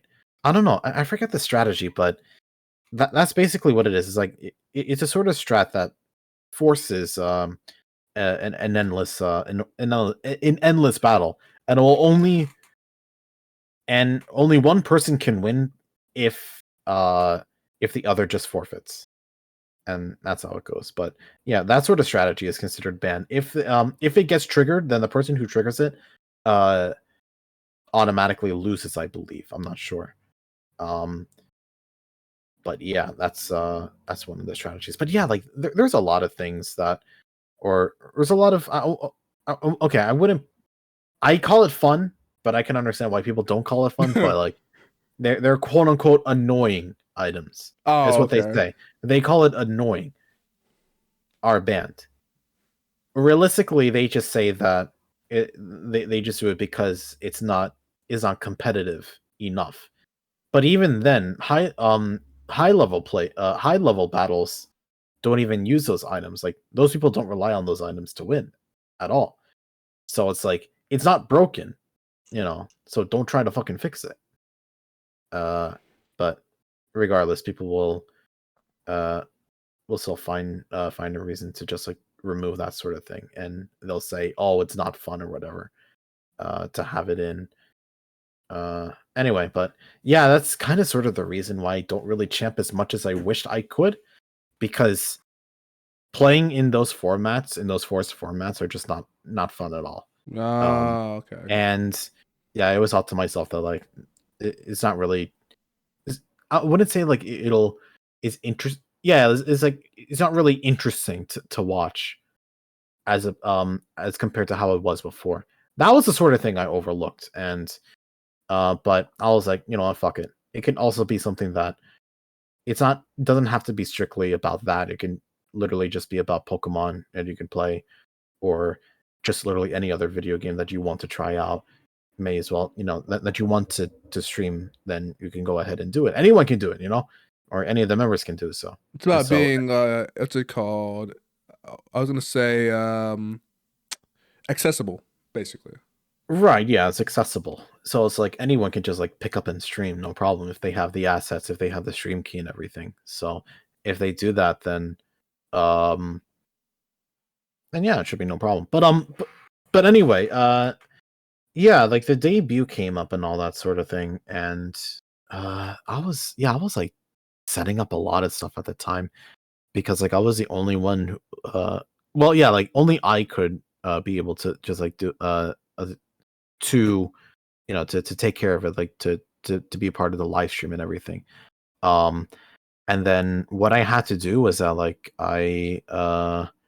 what was it? I even like made an attempt to like try to like do like a little special advertising sort of shtick, but that's kind of at the time I thought that was kind of unnecessary. But I'm not sure if it actually did contribute to actually getting a lot of views at the time. I'm not gonna lie to you. Um, It might have been depending on where it was advertised. I might have actually that's what I found the channel. oh, I see. Yeah. I don't know, but I yeah, it was. I don't know, like the VTuber itself, coming from that sort of board. I'm not sure if that was okay, well, I wouldn't say like I'm not sure if that was a great idea. Like I'm not going to say that, but like I was it was kind of funny to like to say that, oh yeah, like I'm openly from this website right here and Oh everything. yeah. Yeah, but but it's probably been done before. I'm just not sure by who else, you Oh know. yeah, trust me. Listen, if we're gonna talk about one thing, I talk about that board all the time during the stream. I'm not gonna lie to you. Yeah, I love that board so fucking much because it's just like, nah. man. Can I talk about that for a second? You Just can for talk about the just board, for yeah. just for 1 second. Yeah. Like fucking that board is one of my. It used to be one of my favorite places on the fucking internet because it's like it's somewhere between degenerate and like somewhere between degenerate and genuine, and it's like these people like between all of the Oshi posting and all the number fucking, it's like Yes. absolutely like insane. It's like what, but I remember like the opening of the board and watching a community grow from that and during the fucking pandemic. And I was like Yo, I super, love the first month. Yo, it was yo, amazing. were you there for the first month? Because the I only remember thing I being there for was, the first month. Yeah. yeah, because the only thing that I was so fixated on for the first month was nothing but was them talking about annoying orange. Yeah, I remember that. The first The VTuber features, I late still say development that. was annoying orange. Yeah. There's, I still, my personal theory is that Chuck E. Cheese is the first VTuber, but never mind me. Um. You can't disprove it. Okay. You Okay. can't disprove it. I'm All telling right. you.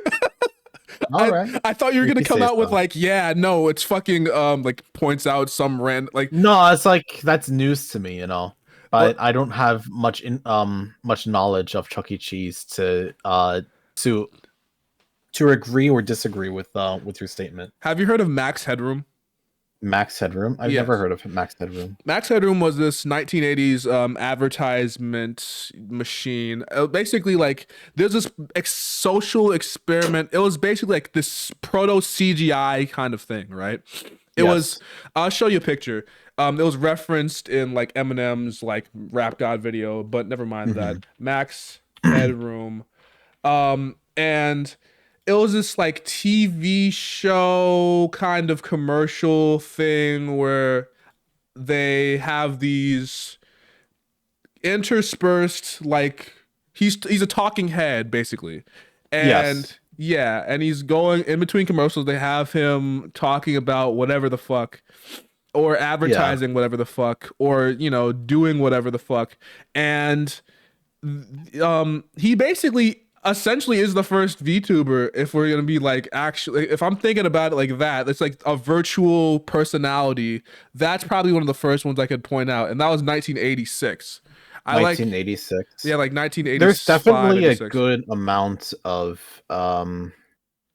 other people out there, or yeah, like other characters out there who could be considered VTubers around like the early 2000s and all of 1990s, especially when it comes to kids shows. Oh yeah, with the There's CG rise of CGI prevalence. Yeah, with the rise of CGI, it was definitely like that. I wouldn't call it like into like movies and stuff like that, but like something like probably like infomercials, something close along the lines of infomercials. Like you could argue that Face is a VTuber. You Oh know yeah, you Face, right? could. Phase. Face, No, I've not heard of Phase. FACE I thought you from were gonna, I thought you Nick. were gonna say Phase Clan. I was like, wait. No, no, no, no, no, no. FACE Face from Nick Jr. Oh, Nick Hmm. Jr. Look him up. The early iteration of Face, by the way. Oh, the one with like the Oswald fucking face. Like he Yes, looks all blue and shit. On air right. mascots and ask viewer questions. Yeah, no, that could very, very much be considered a VTuber. Yeah, you're right. Hmm. Um, but yeah, that's I don't know. It's like, but we can talk about all that all night long. But Yeah, that'd be a and long conversation. no, no, no. But like we could talk about that like all the time, and it may and most of what we'll talk about may fall under a lot of technicalities. akin to what you might see in the internet sometimes when it comes to like okay, have you ever seen those charts of like what makes a sandwich or whatever? Oh, no, not this chart, but I've like had that conversation. Right. The okay, so okay, let me find it right here. Um, where is it? Okay, there we go. Yeah. Like they'll have like what's called like structure and ingredients or whatever, and then it's like purist or rebel, and Oh then yeah, those those right. like Yeah. like a hot dog's a sandwich, a taco's a sandwich, a fucking human fucking face A is a Pop Tart sandwich, is a sandwich, Pop right? Tart, yeah. Mm-hmm. Like all of those technicalities are basically what makes up the sandwich conversation in general. It's the same thing for the VTuber conversation. It's like we could be here all day, but we won't come to an agreement unless you say pick a side, right? Right. Of what? Yeah. Of what all uh of what counts as a VTuber or whatever. I don't know, but yeah, but yes, I actually did the advertisement. It actually cost $20 altogether because it Really? only happened around the time. Yeah, because I only activated it around the time when it was needed to be activated, which was between the hours of 6 and 8, because the debut was at 8, and all I had to do was just make sure that I only had the advertisement running for those 2 hours. So I made sure that I would get as much views as possible, but only just to spend $20 on those 2 hours, because I only needed to advertise the fact that I'm going to stream in 2 hours. You're gonna see somebody from that board debut. All right, in two On that hours, thing. So you don't have right? to. Wow, Yeah. 20 So bucks, yeah. huh? So right, just for $20. I did the thing where like I just like did like an advertisement scheme that I would only that would be like $10 an hour, and then just like waste a full $20 just for that segment alone. That ain't bad. And That ain't bad at all. yeah, yeah, yeah, it was fine. But yeah, I did the debut, and so for some reason I got fucking 51 plus viewers. The Uh, power of advertising, baby. Let's yeah, go. I even had Capitalism. I even had my Twitter and everything set up to like do the advertisement sort of thing, but it was kind of hard anyway because views were not as great anyway. Not views, followers were not as great Hmm. because followers were only sitting around like 40, 50 or something like that. And it was a kind of weird phase because I was being followed by people who would just follow cute VTubers really, and that Yeah. was it. And they wouldn't really care too much about watching anyway. So I was like, "Fuck it," I'm not gonna worry about that. That phase was kind of weird because you would start to get people who would try to like swoon up on you just Uh. because you're a VTuber. I'm not saying that like I got weird DMs, Oh, okay. I would be like, that's but kind of strange. but it was only because I did not share my voice yet. That was the thing. Nobody knew I was a guy. Oh, Yeah, that was partially the reason why. was it like text Um, to speech before? No, it wasn't. No. I'm saying like when I tweet shit out Oh, before the debut, I was not. Yeah, oh, like I pre-debut. did That okay. right. Yeah, when it was pre-debut, but like I didn't do live streams until I did the debut. That was the thing. Oh no, sorry, I didn't debut. I didn't do pre-debut live streams at all. I was the kind of person who tried to do it hollow lifestyle. You do a Uh, debut, like you debut. Exactly right. I just did it right then and there. I made a fucking promotional video about that shit. It's well, not no no no, not about the VTubing thing, but I did a promotional video about Shoulder about the time. Yeah.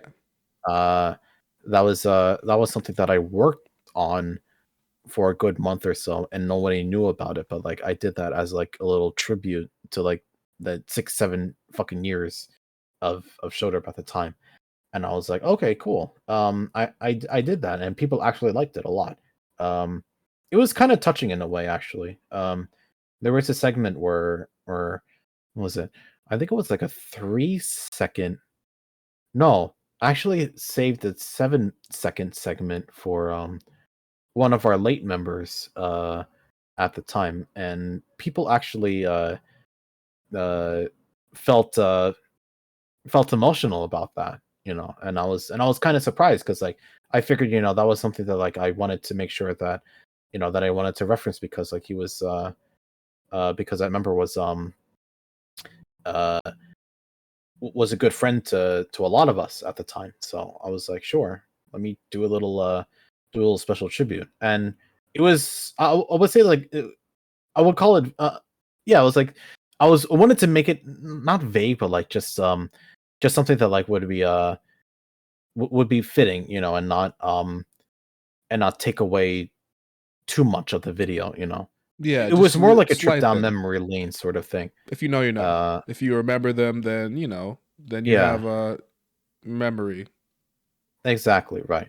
Um but yeah, that was what I did, and that was like right at the very very end of the debut. I shot out that video for everyone to see, and they all liked it. And then that was it. And then I kept on doing a lot of fucking PowerPoint graphics to get that shit out, and what was it, to like make schedules, to fix up overlays, to get other people to try to stream as well, which did work and all that sort of stuff. Um, but yeah, at the time I didn't know too much about, or what was it? The process was a lot more strenuous. At least my setup was, and everyone else's setups too, because when they had to set up their stuff, because from the access that I gave them, it was kind of tough because they would have to like reroute the files because the file locations would always be different regardless.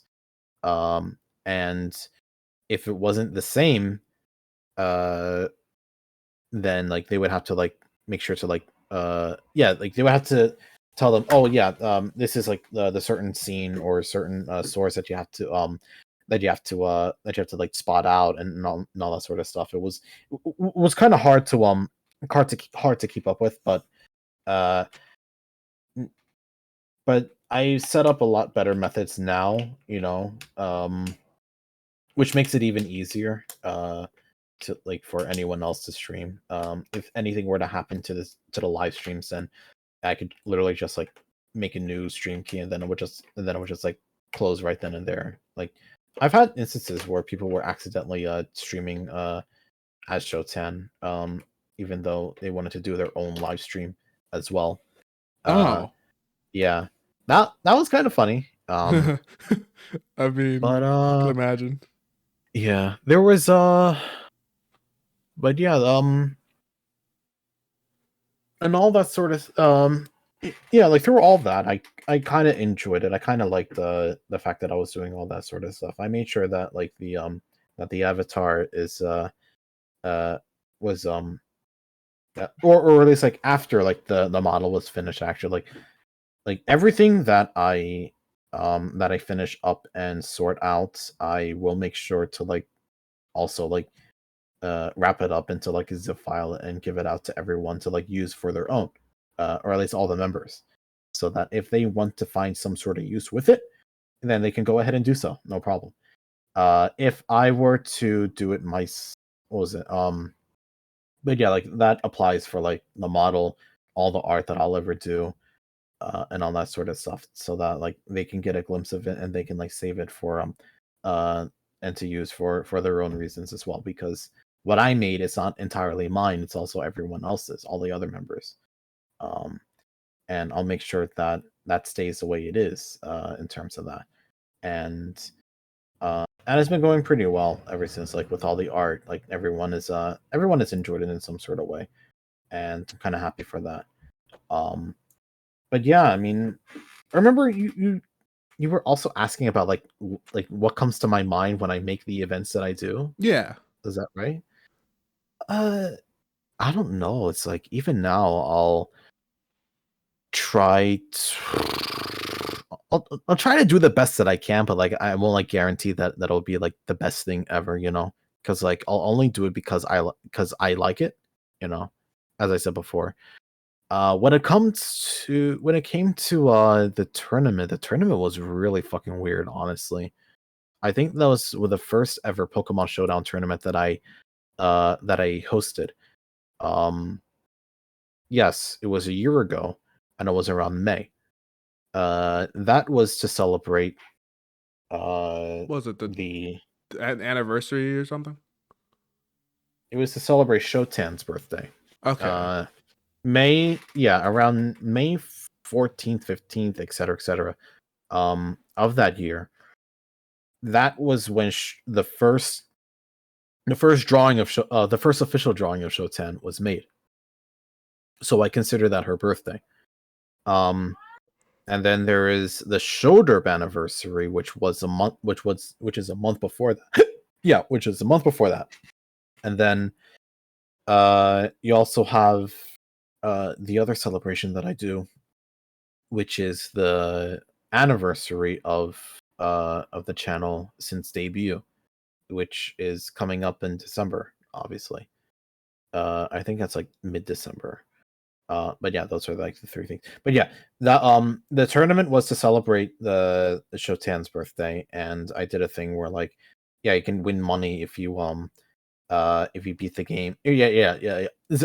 Beat the You game. beat the game. If you if you beat the game, then you if you win the tournament. And I remember the format was for Generation 4 because the reason why I did no, that wasn't my idea. That was the other people's idea because I just like they Gen thought 4.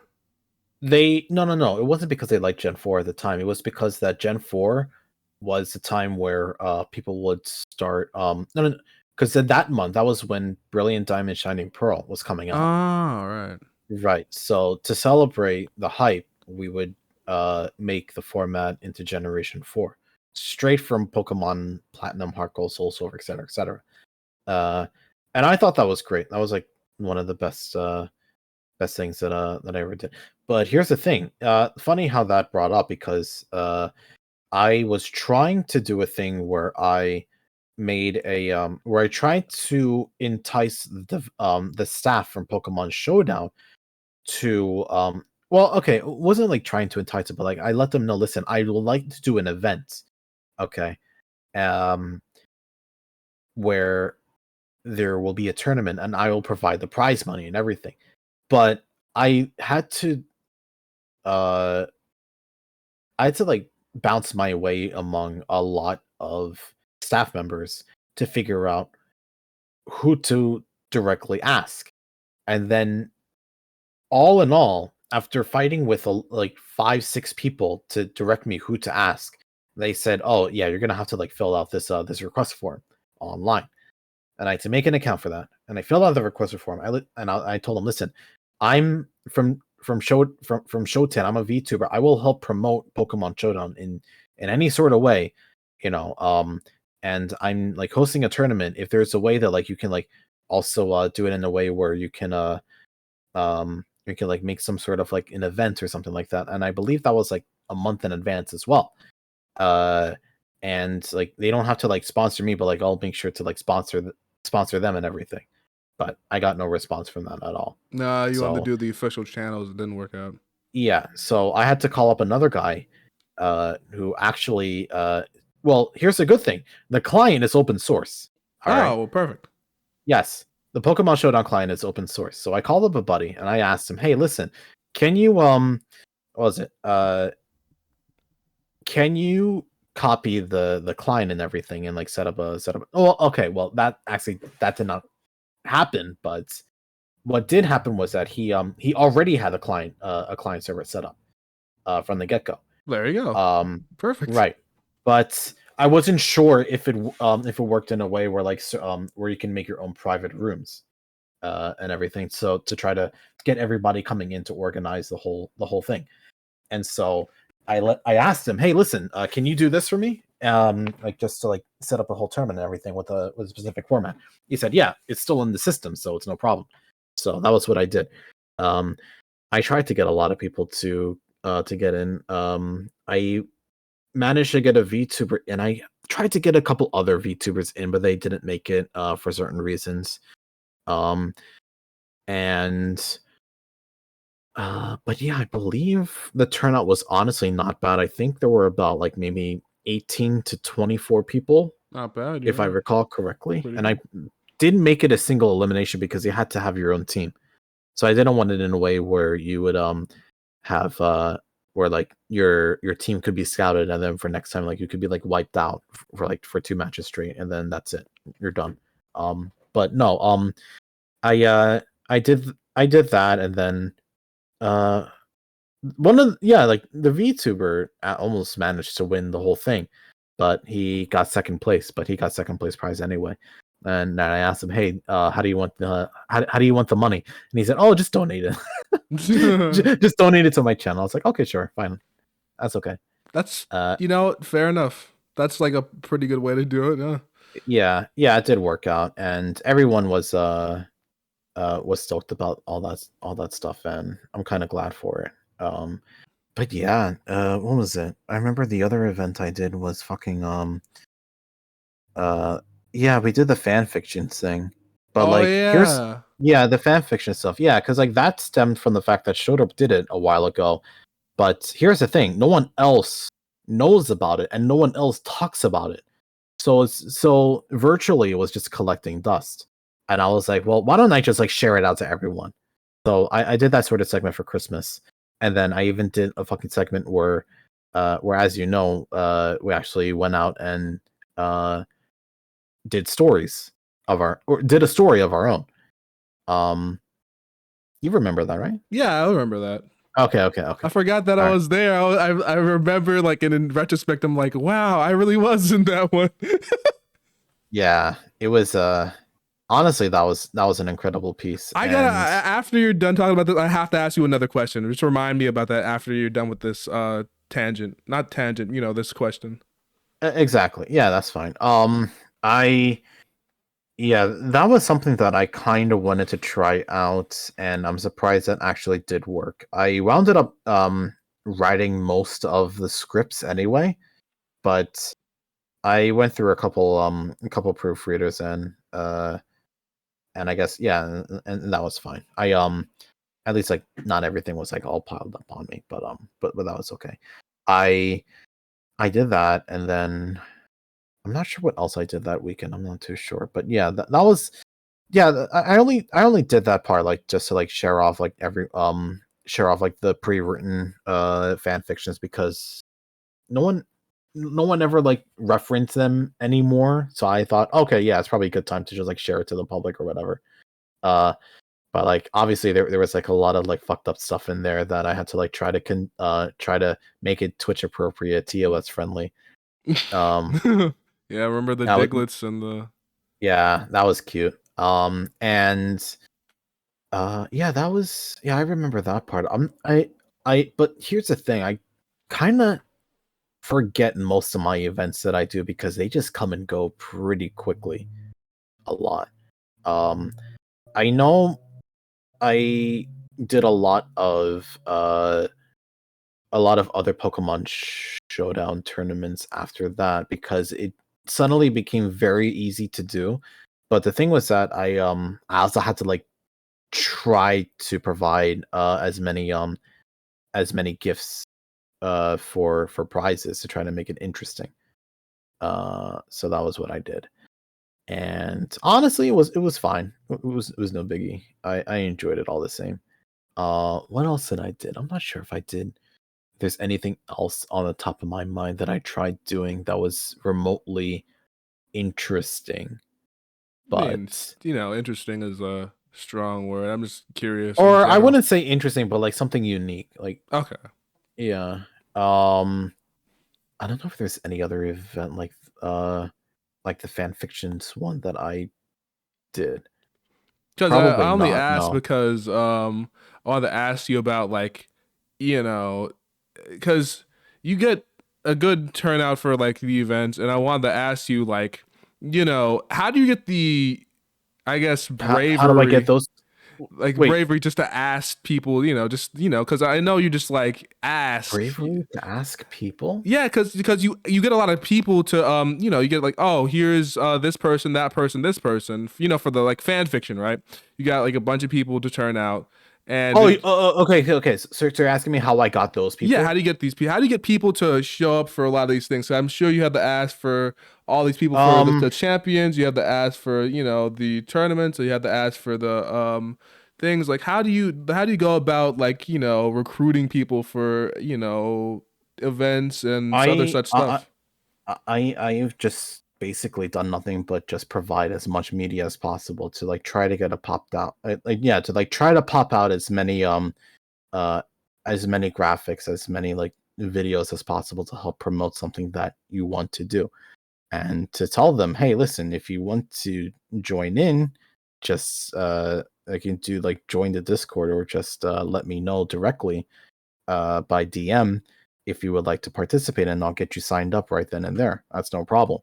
Um, but when it came to the fan fiction sort of thing, I knew everyone there. That's the thing. So that was a no brainer. I just had to like make sure that I planned this sort of stuff out ahead of time, so that they would be able to come around. Oh, yeah, no, so that they would be able to set a date in stone and be certain to attend and everything. And so and that was it. The same thing happened with the 48-hour stream, I recall. Uh, uh, and that was where and I knew those people as well. If they're yeah, like those people, everyone who I've interacted with, or no, yeah, like everyone I've interacted with on stream, like I've known on a like not on a personal level, but like I've known well enough, and I trust well enough that like they would be a good part of the a good part of the stream and everything. Mhm. Um, it's not but it's like I'm very, very open to anyone to come in and talk with me anyway. My DMs are always open, and I'm always free to talk to like shoot the barrel with anything. Shoot the Um, shit. it may not be like sometimes may not be like certain times may not be like appropriate times, or I wouldn't call it appropriate. Like it would just not be like the right times for me to like be around because I may be busy. But like I'll always I'll always be open to like try to like reply to other people when it comes to like if they just want to like casually talk, or if they want to like do something like a collab or whatever. Um but yes, I would always be the one to like to try to like reach out, not like not one on one reach out to like for that sort of stuff, but like when it comes to like when it comes to recruitment, but it's like I'll do my best to try to visit as many servers as possible to let them know, oh hey, this is what I'm doing, would you like to come in, and then or also just like try to shit out a video to like help promote it, and just share it on Twitter as well, to like make a little graphic and say, oh hey, this is a little tournament, you get to win money, you get to have prizes or something like that. I always thought to myself that like the prizes itself were what sweetened the deal for almost everyone. So I figured, as long as I had something of monetary value that people could enjoy, or or that it would prove that like it would not be a waste of their time, then I would go ahead and just like do that. Mhm. As well as like a lot of other things, like uh as well as arts. And then I did a thing where I did a raffle at the time, where it's like, if you don't want to participate, oh, you could just do a raffle too, or whatever the fuck. And then like you can get an art piece as a result, and then someone did win, and then they got the art piece, and then they use that art piece for their channel, uh, and everything. So I thought that was cute. Either way, it was honestly the recruitment thing has always been my thing, or I've always been in charge of taking care of recruitment. I'm not sure if it's like if it's because I know how to talk to other people, because I kind of don't think I do for some reason. But it's like I will um I'm generally very formal about inquiries and proposals that Yeah. I would try to that I would try like let everyone know about. So it's like, oh hey, like I'm aware, like like we've been around for a certain time, like would you like to do this with me? I'll make sure to like provide like whatever you may want in return for in return for this event, to go on, um and all that sort of stuff. So it's like I always consider that those sorts of proposals as business proposals first, and then if it goes through, then but yeah, like at first, but after they happen, it turns into more of a friendly casual sort of thing. So it's like I've already gained their trust, and they know that I mean well and everything with like the whole collab and sort of stuff. So it's like anytime that I want to do something, or yeah, if there's something that like they want to do with me, or if it's something that I want to do with them, then yeah, it's no problem. It's fine. Um, I've had instances where like people have come up to me and like, or they say, "Oh, hey, like you want to do a collab and everything." I was like, "Oh yeah, yeah, sure, anytime." But but it's kind of hard because like uh sometimes it's really tough to like figure out who should follow through in that sort of sense, because I always think to myself that like if I'm the one who's trying to initiate that sort of stuff, I'll be the one to like try to follow through with something else. Yeah, to try to follow through with an event that I may do, and if they're interested, they want to join in and that sort of stuff. Let me drink a little bit of water. Yeah, Um, you've been talking for a while. I'll give you a second. mm, Is that good water? it's it's it's just regular warehouse water. Are you Warehouse familiar water. with Kirkland or no? No. Okay. Yeah, this is like regular warehouse tier water. It's like you'll just like grab it from this sort of company, and then most warehouses will just like have them lying around. But it's like something you'll get at a Costco actually. Oh, okay. Uh, right. But yeah, as I was saying, yeah, yeah, it's like I don't know, because like growing up in the family business, I've always been told to like uh to act not act professional, but like be Be a professional. be presentable. Ah, But when it's virtual, then the only way to be presentable is to sound professional. Um, because I know I'm not technically their friend anyway. So it's like, how do I propose something that uh that won't look as if I'm a fucking freak? So I'll yeah. You do my can't. best to let them know, hey, listen, this is what I want to do. Would you like to be a part of it? But it's like when it comes to like a one-on-one sort of thing with someone who you've never met before, um, it's hard for me to like share like to like act casual about it without looking stupid.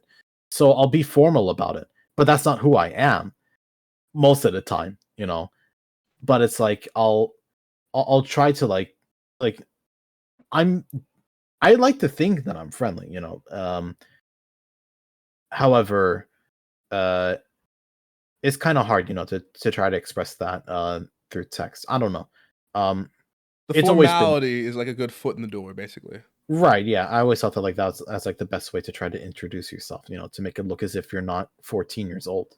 You know. Um, Hey guys, you want to come to my party next week? Yeah, man. yeah, and given my age, as opposed to almost every other VTuber out there, I kind of should be stepping out of the door anyway. So it's like, yeah, Don't say out of the door. That sounds a little bit more like finals. I was like, oh yeah, I'm too old for this. probably. Oh, I mean, well, I know I'm not too late to uh to like do. Okay, I'm not saying that like I'm too old to like do live streams, but it's like I kind of see myself being the oldest out of everyone, basically. yeah. I So, mean, see, I could see that at least mhm. for like the way you act. Like a Yeah, certain maturity there.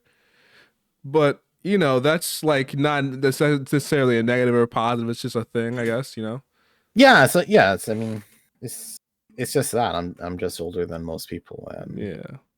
and that's about it. I mean, I don't say that like saying that like I have more experience, because I obviously don't, but at the same time, it's like I don't know. I'm just born a little bit earlier. I just happened to be born before 9/11. You know. Whoa. You Some know people. there are 18-year-olds out there who have been born after 9/11. People. How does that make you Yeah. feel? How does that make me feel? I don't know. I don't know. I'm just saying. There's a lot of people there's a lot of people out there who are older than you think, and some people are younger than you think. I'm just saying that. Yeah, it's kind of weird because like I've never imagined that at the time uh I yeah, that at the time when I was like getting into watching professional fighting game community VODs, that most of their casters are actually in their late 30s, early 40s. Did you know that?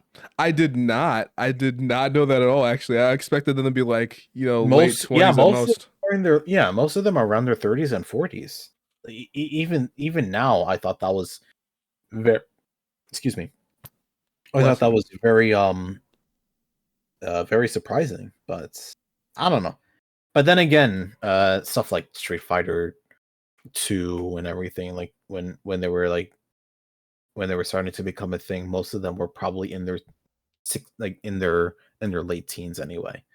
Um, Damn, imagine that. Imagine right. being that's Yeah, age is a very strange thing when you look at it. At a certain exactly. point, if you're the type of person to pay attention to like every game that's been around since you were like a youngin, you'd be like see the transformation of the game industry so like you know rapidly from HD from 3D to HD to 4K to fucking whatever we have here.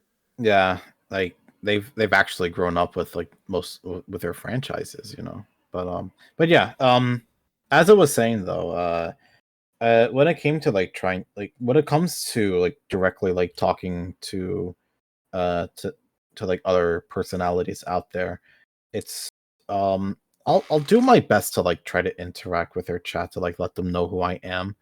Um, Sometimes it's a little bit tough because it's like there's other people out there who are also talking as well. But like if I remember at the time when there was someone that I really uh want to like try to get into like a collab with, I would do the best I can to like interact with them each night or whenever they would do a live stream in some sort of way. Um, I don't know. It's like I kind of feel it's easy anyway, very easy to do so because it's like because I can try my best to try to bring up a topic from a game that they're playing.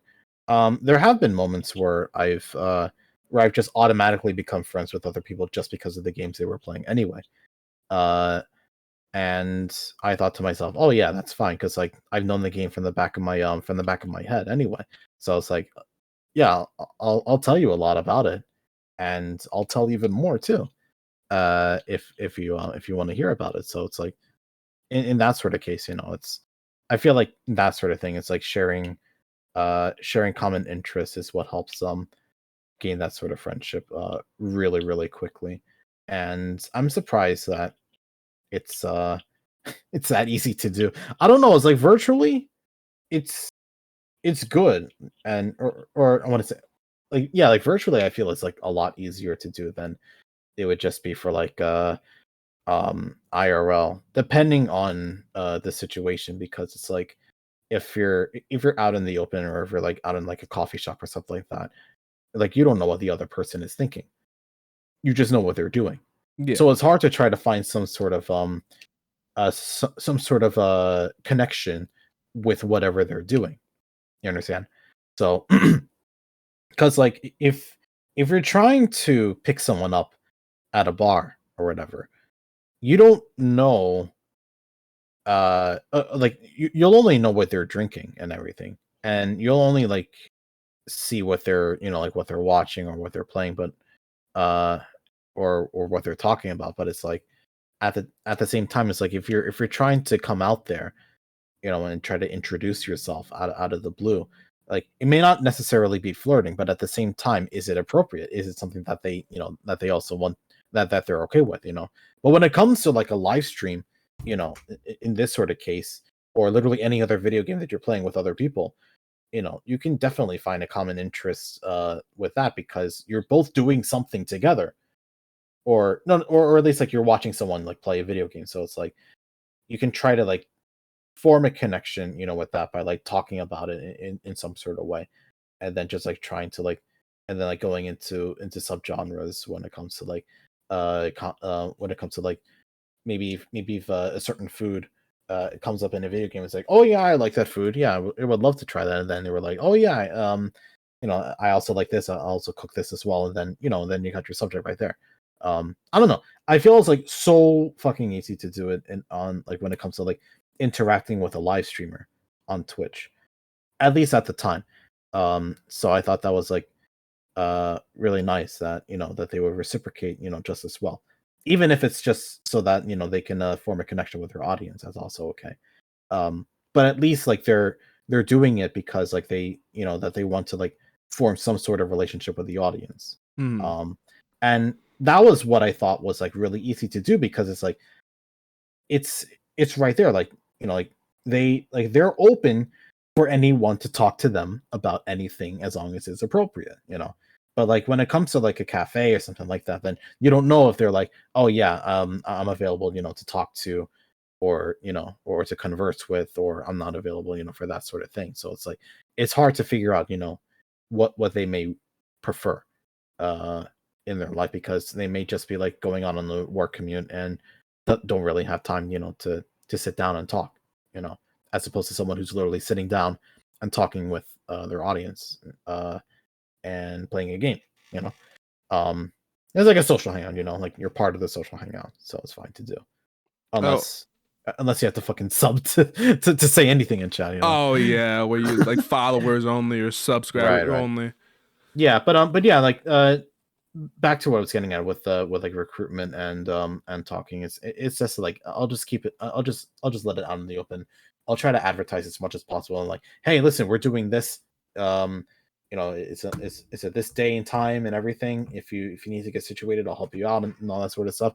I'll do the best I can to try to push as much as possible for that sort of stuff. And it's like, if people come in, people come in. If people don't, they don't. You could try to still make something fun out of it, Mhm. and I'll make sure that it'll be worth people's time. But Yeah. just somehow, I don't know. I can't tell even now what drives the people to come in. If it's because of the prizes, if it's because of the tournament itself, if it's because of me or anyone else who may be also talking or casting at the same time. Um, I don't know. So uh, that sort of thing is kind of hard for me to try to comprehend. But regardless, people come in and they have a nice, enjoyable time. The amount of people that comes around is like about like 20 to 30 people, which is great. Um, and I'm grateful for that and everything.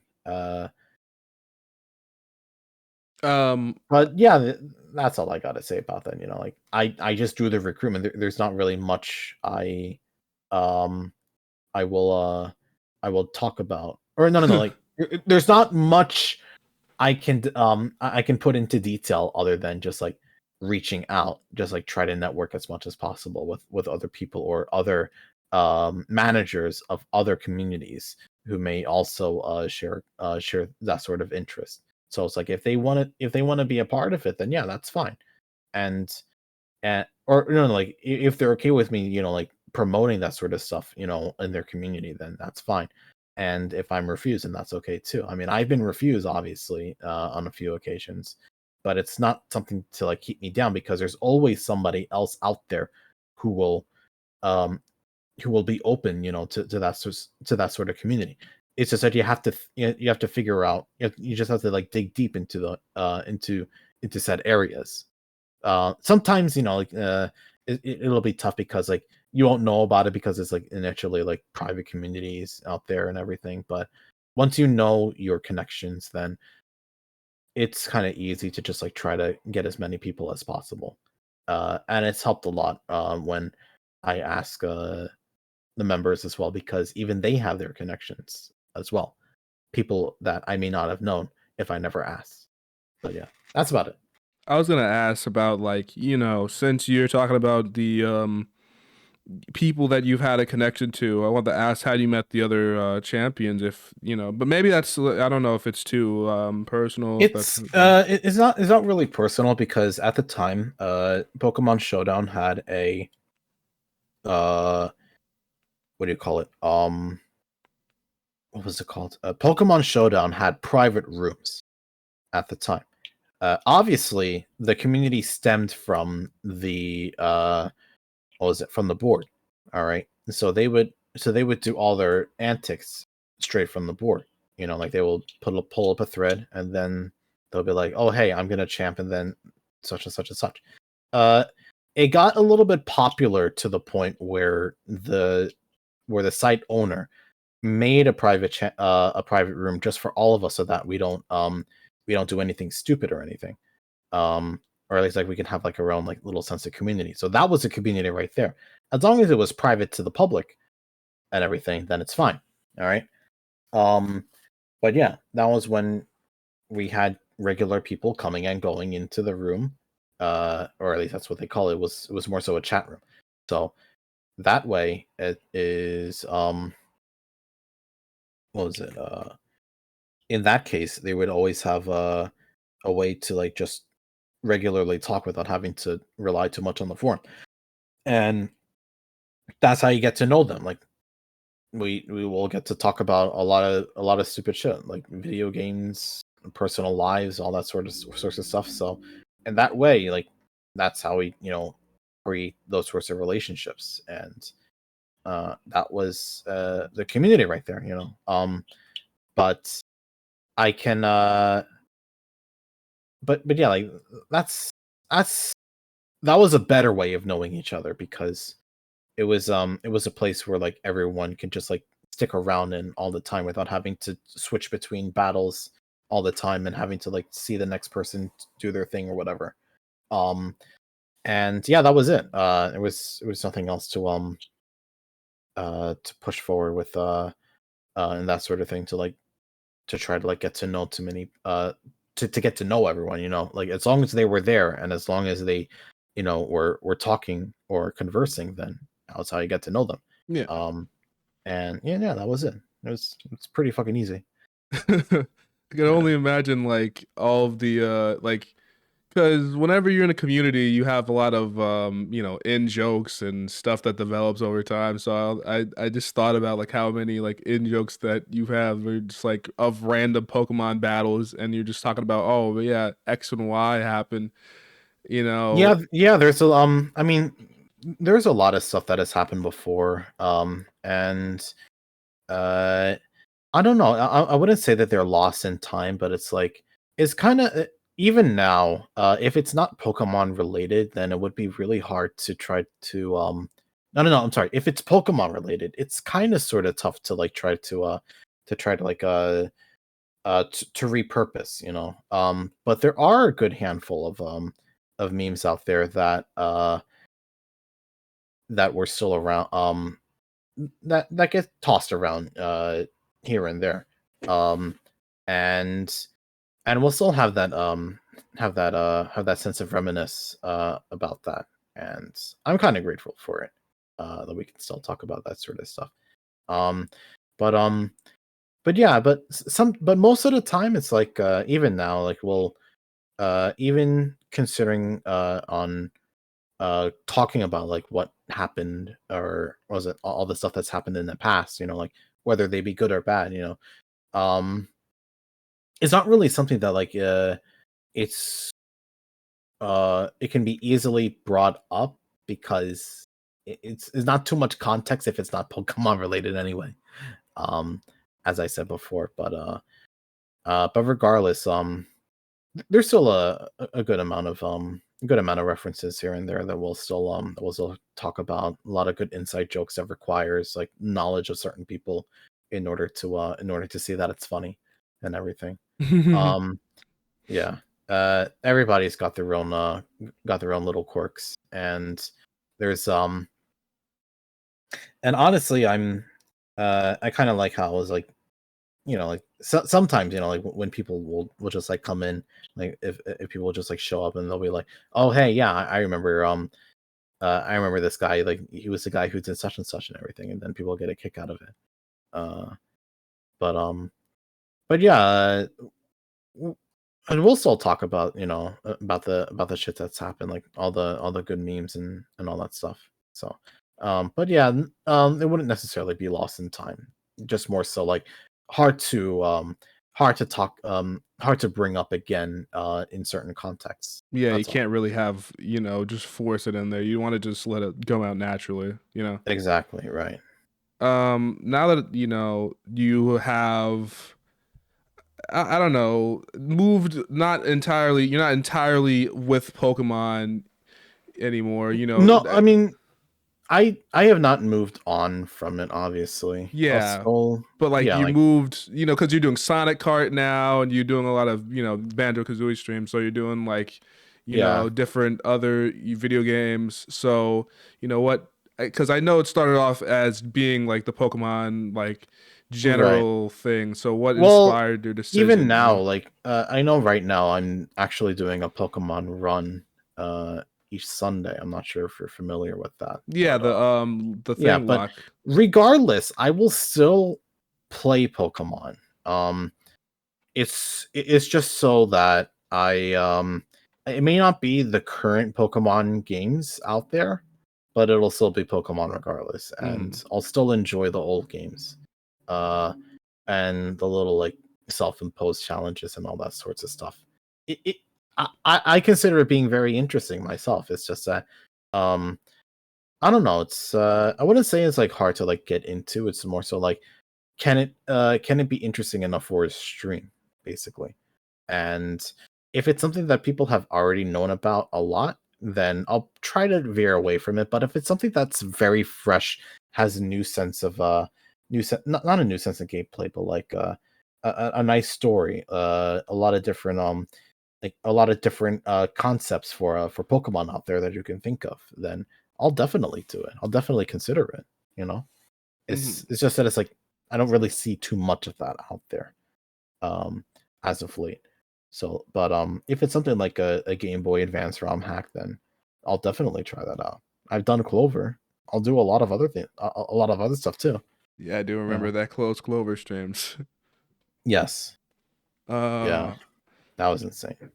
Actually, now that you mention it, like, how do you decide on like which games to play anyway? Is it just like, do If you I'm honestly, it's a very, very simple answer. If I'm just interested in playing the game, then I'll play the game. okay. If I'm not interested in playing the game, then I'll probably just deliberately forget about it and move on to something else. There's not really much of an audience request to when it comes to like playing those sorts of games, because if it's not something that I would enjoy, then what's the point, you know? Yeah, because So the whole point of it is to have, yeah. and each But even person could now, stream like the game I they want. right. Even now, when I will place or when I will figure out what's the next thing that I should try out, like I remember doing a poll about a couple of weeks ago, but even then, that's still up in the air because it's more so like it's a map out ideas as to what I should do next or what I would like to do next. And so if those ideas are something that I like, then yes, I'll go ahead and do it. But I won't do it just on the premise that you said that you want me to do it, you know? Um, Yeah, only for as like, I said with the events, you know, because most of them are based on my idea. But if I would, but if I want to do it, then it's going to happen regardless of who says no or regardless of like, you know, of what other people think. So I'll do that. I'll consider playing those sorts of things if it's something that I like to do. Honestly, my mind may veer off from like other things, may veer off to like other things as well. But um, I don't know. I'll do the best I can to like try to finish them though. When it comes to like those video games, and even now I'm still thinking about getting them done as well. It's just that sometimes the schedule isn't really as great as it is usually. Like lots of shit pops up last minute, and and you don't want it to like, you don't want to like pop out a schedule and then you can't fulfill all the things that you said you were gonna do. Or no, like you can't pop out a schedule and try and like don't do the things that you said that you want to do. hmm. Because yeah, because like you don't want to like disappoint if people actually like devoted some of their time off just to like watch something that they were interested in.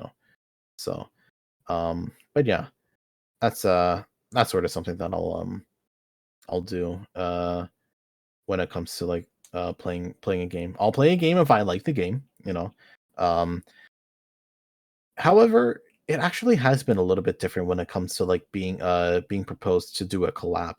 I'll do the collab honestly, But based on how I feel about the game, I'll consider whether or not I want to live stream it at the same time. Um, but at the time, I think like collabs, when I was like getting into it within the first year, was like really hard for me to consider. Oh, should I live stream? Should I not live stream at all, or whatever? Because it wasn't really the views that I was too worried about. It's just like, if I am not um how would I say this lightly? If it's not something that'll be great for that I can see myself making a lot of content for, like to make a good moment, like a good VOD out of it, then Hmm. I'll just decide to like toss it off to the other person anyway. It's also within terms of like of how active either chat is. So uh because I kind of don't enjoy having to like juggle between two chats as on top of the person who I'm collabing with as well. So that's also a factor that I have to consider as well, because if I say something about a certain viewer, or about a certain viewer's comments that the other person doesn't know about, then then I have to go through a whole thing where I have to like try to explain the whole thing to them about that sort of stuff. There may be some things that they may say that I would like to say, but it's not appropriate to mention anyway because of the person who I'm sitting next with anyway. So yeah, that's a lot of stuff that I try my best to consider when it comes to like streaming anything. Um, there have been points where I would literally just go into the Discord channel and just live stream the game there if I want to play it there. Um, like if I want to play, but like not in, but it's I don't really have the drive to live stream it as well because I don't really have much to say about it or much to talk about because it's more like a quiet sort of thing where I try to like focus a little bit more into the game than I am with talking with anyone else. Um, so yeah, uh, that's my answer. Okay. I Yeah, mean, you have a very detailed answer. I didn't expect to get that much out of it for that one question, honestly. no, it's okay. Um, Yeah, it's fine. I was gonna ask, since you're talking about schedules and not having to, disappoint anybody when they take time off, how do you juggle your, average, I guess, daily tasks with, live streaming? Because that's like a question that I think every live Well, streamer has.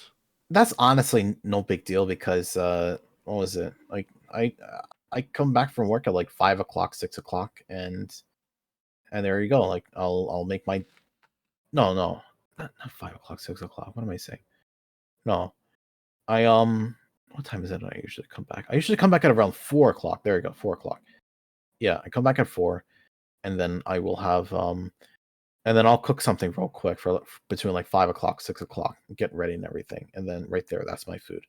And then I head back into and then I just head back into my room. Then from like 7 o'clock until 11, normally I sleep around 12 o'clock one, and then be up early regardless. Like I'll still feel okay. I don't even need to drink coffee in order to like in order to bounce back up. Shit, that's That's fine. impressive to me. Yeah. So it's like I have that free time to live stream, and if I want to live stream, I'll do the live stream. That's it. Okay. So That's it's really how it's the not routine it's not works. like you have to, struggle to fit it in. It's more of, oh, well, I got nothing else to do. No, yeah. Like I still have the mental energy to keep going and everything. Okay. Um, yeah. Is that so? That's why you have like on the later side rather than earlier, Right. because it Yeah. fits in the schedule that way. Yeah, more so later. But Okay. if I have to push for like or if I have the time, to do like an early morning stream, I'll do it. Like when that opportunity arises, I'll do that. Speaking of your, types of streams, I wanted to save this question for, on the later side of the talk because, I find it interesting, but I don't, I don't want to lead off with it. But, you know, where did you like? What are the ideas of you doing your drinking streams come from? Not really an idea, but like what? So here's what happened actually. A long time ago, not a long time ago, I'm stupid. Fucking about 2 years ago, I did a thing where I uh, I went ahead and did a little self-imposed challenge for myself, and I got a couple of my guys to watch me do it as well. And so I told them, "Hey, listen, wouldn't it be funny if I did a ranked match and every time I lost, I took a shot?" And they wanted to see me do it immediately. So the rules were that I would jump from game to game, every game to game that has a ranked competitive mode. If it does not have a ranked competitive mode, it does not count.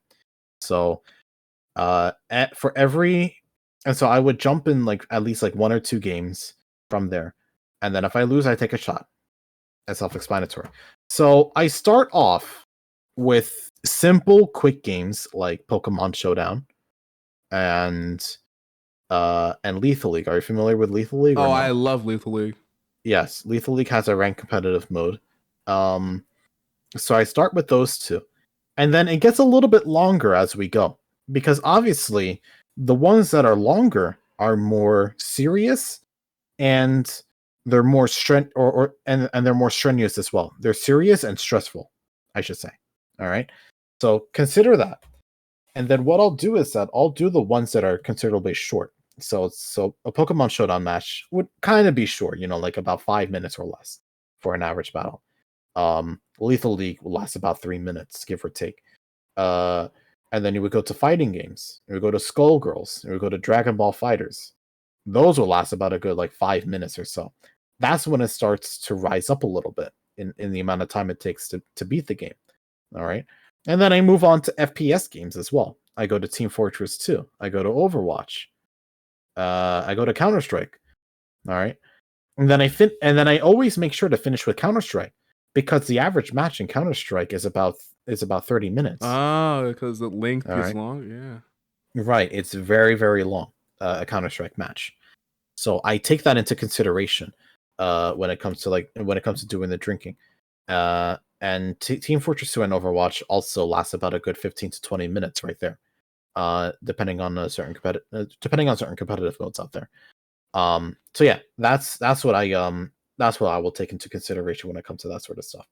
And so what I'll do is that once I and so like at that point where I'm doing the first person shooter segments, I may be hit with like maybe 6-7 shots. I'll probably be feeling something at that point, you know, and that's when it gets interesting because when you start to get very drunk, all right, and you play a video game or a match that's lasting a good while, then you'll have those sorts of effects laid out to you, and say, yeah, this is basically how a drunk gamer plays. All right, and it's very consistent. It's very obvious too, as well. Um, and so yeah, I always start with the quickest ones first because every loss accumulated is a shot, and then that's a quick way uh, to get busted, or not busted, but like to get buzzed. There you go. And yeah, I'll just like take that like from then and there, shots, and then yeah, once I do the long ones, like that's when I'll start to like feel something because the alcohol is already embedded into my system. That I'll start to feel something weird, and then I will, slur my words or just like say some stupid shit right there.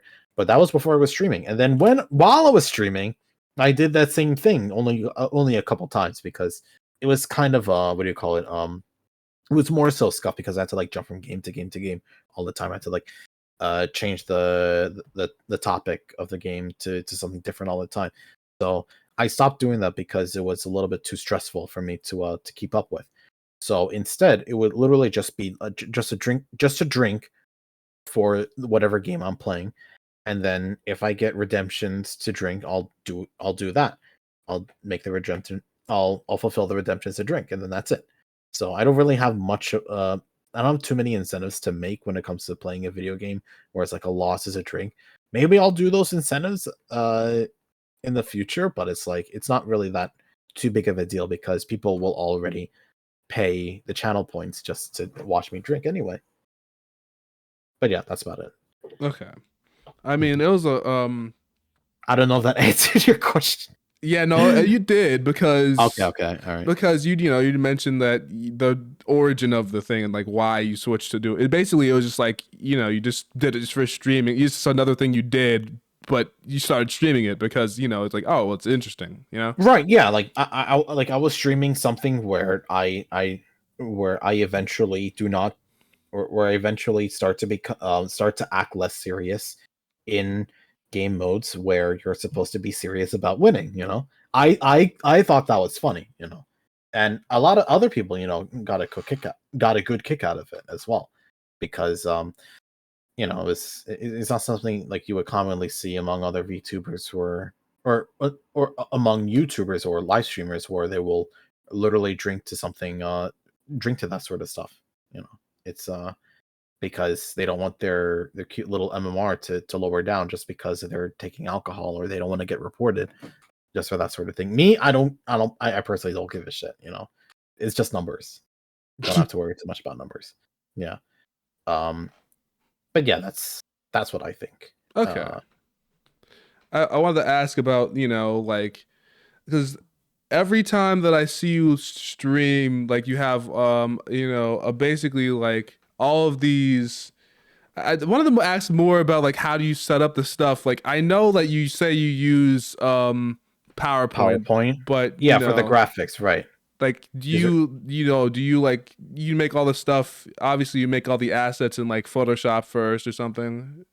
Yeah. Well, like I'll try to like I'll sometimes when it comes to making the graphics, like most of the assets are taken straight from PowerPoint anyway, and then I'll just like transfer it over to an image editing site like Photoshop or Paint or something like that, or Paint.net. I Yeah. should clarify, but uh, however, let me think. But I've always thought that it would be that it's generally easy to like make those graphics through PowerPoint because I'm not really that great with my hands when it comes to like precision when it comes to like making precise shapes and everything.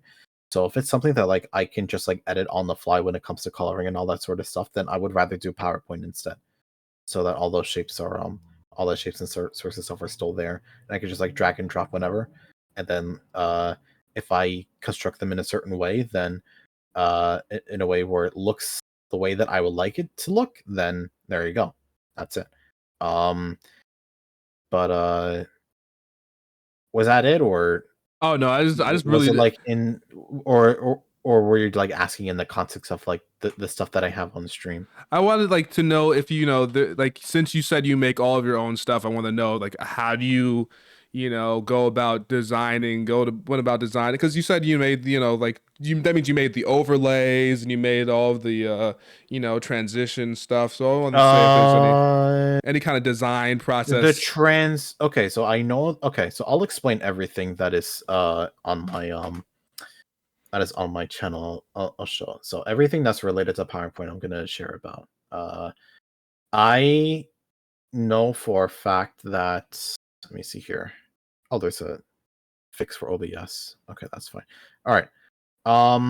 Preparation. So on the prep screen, there's a lot of all these layers over here were just like ripped straight from Pokemon. Anyway, I know that. That's not really too related to PowerPoint in a way. Yeah, all the ones where like I'm like setting up the stream and all that sort of stuff. That's fine. When it comes to like let me see here. Uh, okay, I know for a fact that the chat bar, uh, the one that I could just like move freely, on the channel or on the stream, is something that I uh have. Wait, what was it? Yeah. So the chat bar is something that I actually made myself. Um, the chat bar, all of those shapes and everything were done from PowerPoint. Like even the scroll bar, on the right side is also made in PowerPoint as well. I'm I'm not sure if I should say that I was like a very if it could be done a little bit in a different method, but here I'll show you for reference. Like this Sure. specific chat bar right here uses every possible shape from PowerPoint. Oh my God. I Um, just can't believe that I'm sorry. I'm sorry for no, harping on the it's okay. It's PowerPoint thing. okay. It's No, okay. It's it's okay. just so fucking weird to me that you use PowerPoint. I don't know why. Yeah, I don't know why either, but It it, looks it so just grew good. up. Yeah, it just grew on me. There were hold on. I even did a thing where like I mapped out a lot of the images um of like the screen caps, I should call them. Yeah, like they're called screen caps. And then what happens is that I will well, I've done it in a way where I just like made it into like a little like into a collage. And then what I did was that I exported that into Photoshop, saved it as an image, so and then took it back onto PowerPoint. And then what I did was that I made a specific what was it? Yeah, I made a specific filter where the coloring is generally blue. So like it's all a shade of blue.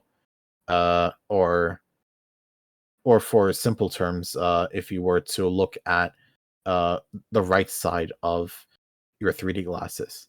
That's basically how it will look. Oh, But yeah, okay. right. So but yeah, I did that, and then like that's considered the background of one of the PowerPoint of one of the overlays. Uh what was it?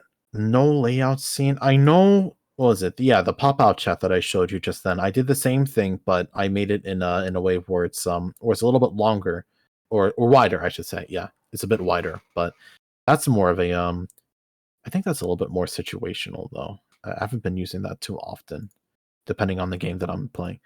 So I don't use that as much. But yeah, I used to do a lot of other graphics done through PowerPoint in the past, but I don't do it as much anymore because I've been a little bit more professional about it, and I've thought a little bit more outside the box when that sorts of stuff.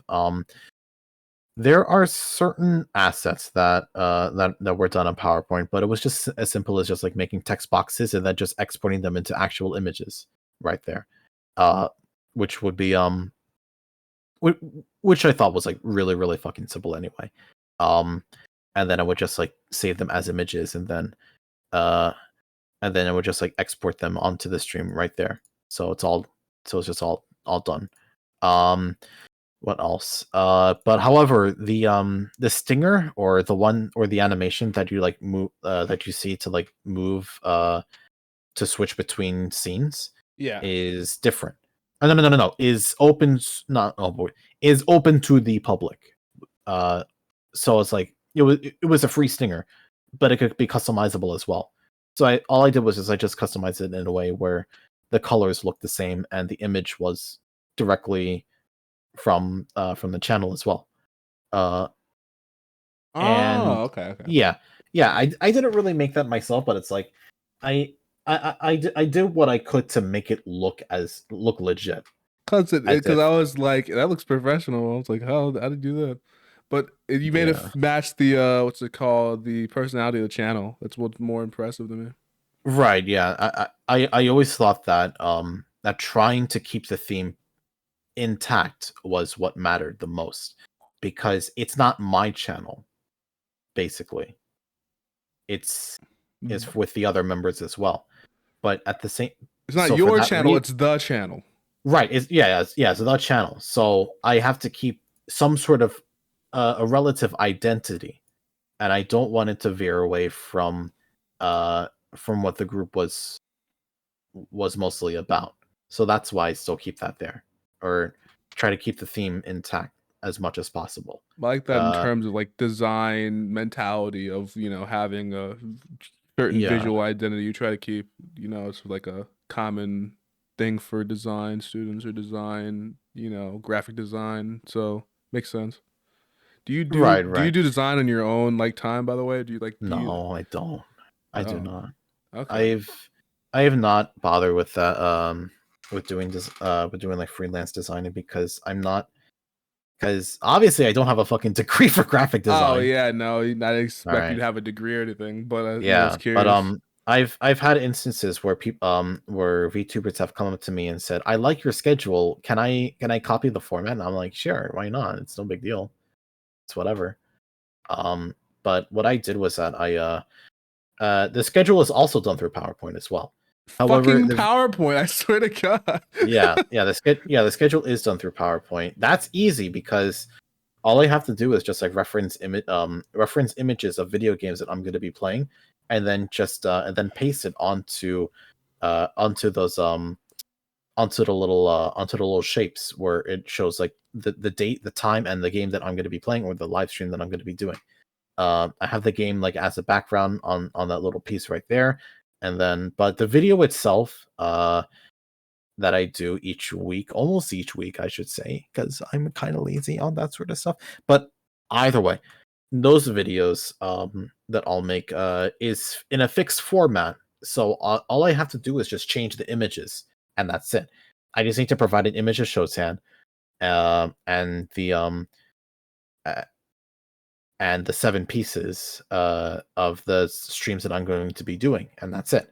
That's but technically the Showtan pieces are also derived from PowerPoint for the reason being that you can do an effect where you can make a shadow and you can change the color of said shadow on it. So I like the little detail where like I can like toss in like the same image right behind it, but like just toss it in a different color, and then I'll export that onto as an image and then save it for the video.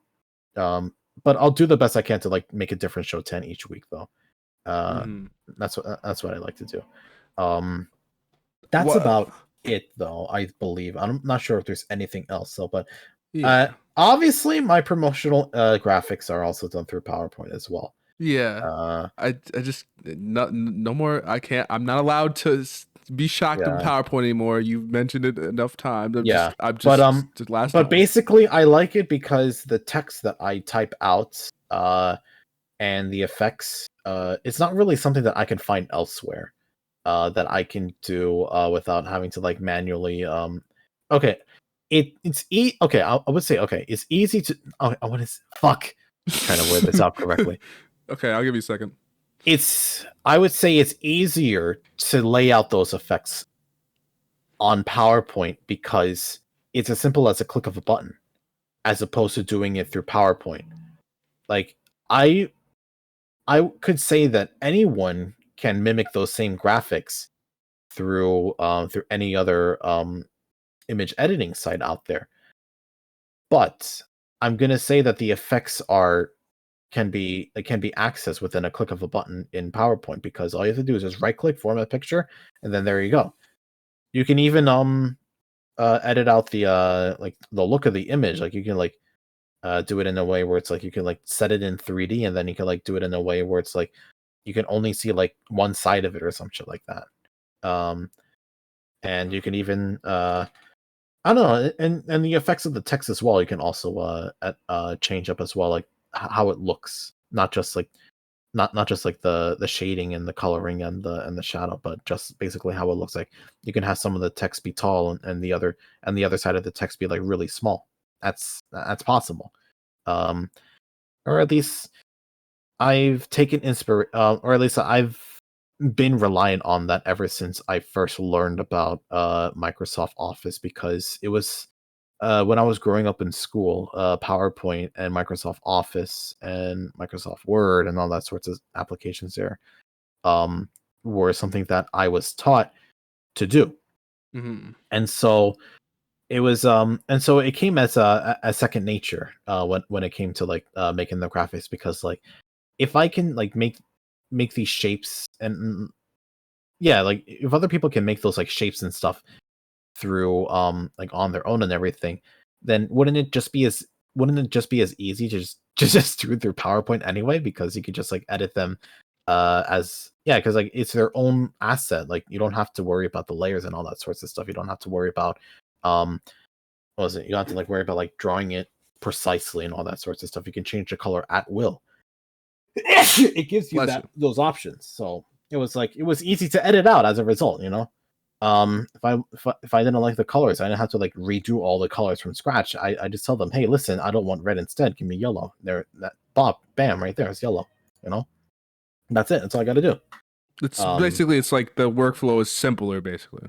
the workflow is simple and it's quick and simple. There you go. There That's you go. yeah, that's what I prefer. There's nothing And wrong with that. I mean, yeah, it's still, and yeah, and honestly, I consider it a compliment when I hear someone get surprised that all the graphics are done through PowerPoint because they think that I'm a fucking graphic designer. Oh yeah, I thought it was definitely Yeah, like something like but more usual. yeah, but like when it comes to like certain to like certain things, like certain effects, like if you want like glitter on an image or something like that, that I obviously can't do. But at the same time, I at least I don't have to worry about doing those sorts of like decorative effects onto the channel because it's not something that's not what Showtan is about. Basically, it's more so like slapstick sort of content that I do my best to provide, but it's like it's not a serious channel. I've never intended it to be serious in any way, shape, or form. That's what I always like about it. Um, when I was like whenever I do a stream because I don't have to worry about my audience. I don't have to worry about how the channel looks and everything. I just have to worry about me playing a video game, and that's it. And then after that, I go to bed. You know? Yeah, it's not about like, trying to appear like you're like super high quality. It's just about being the Yeah, it's doing the not best my you can. career. It's not. Yeah, it's not serious. You know? And uh, I I remember when I would try to get into VTuber Twitter. It was I keep on hearing about that.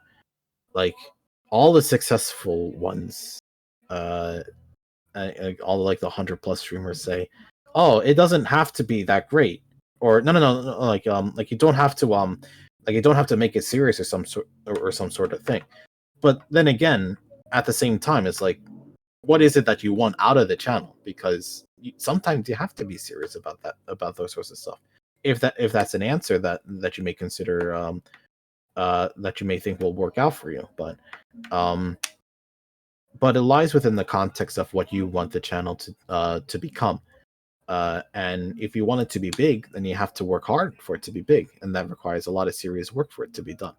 But if you're only doing it just for casual fun, then you don't have anything to worry about. Why have to worry about what other people think about what you do? You know, and so that was what it was.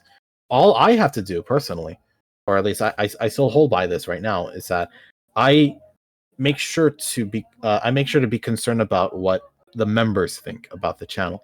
They may Mhm. not think too much about it right now because it's been a long ass time since since we did the debut and everything.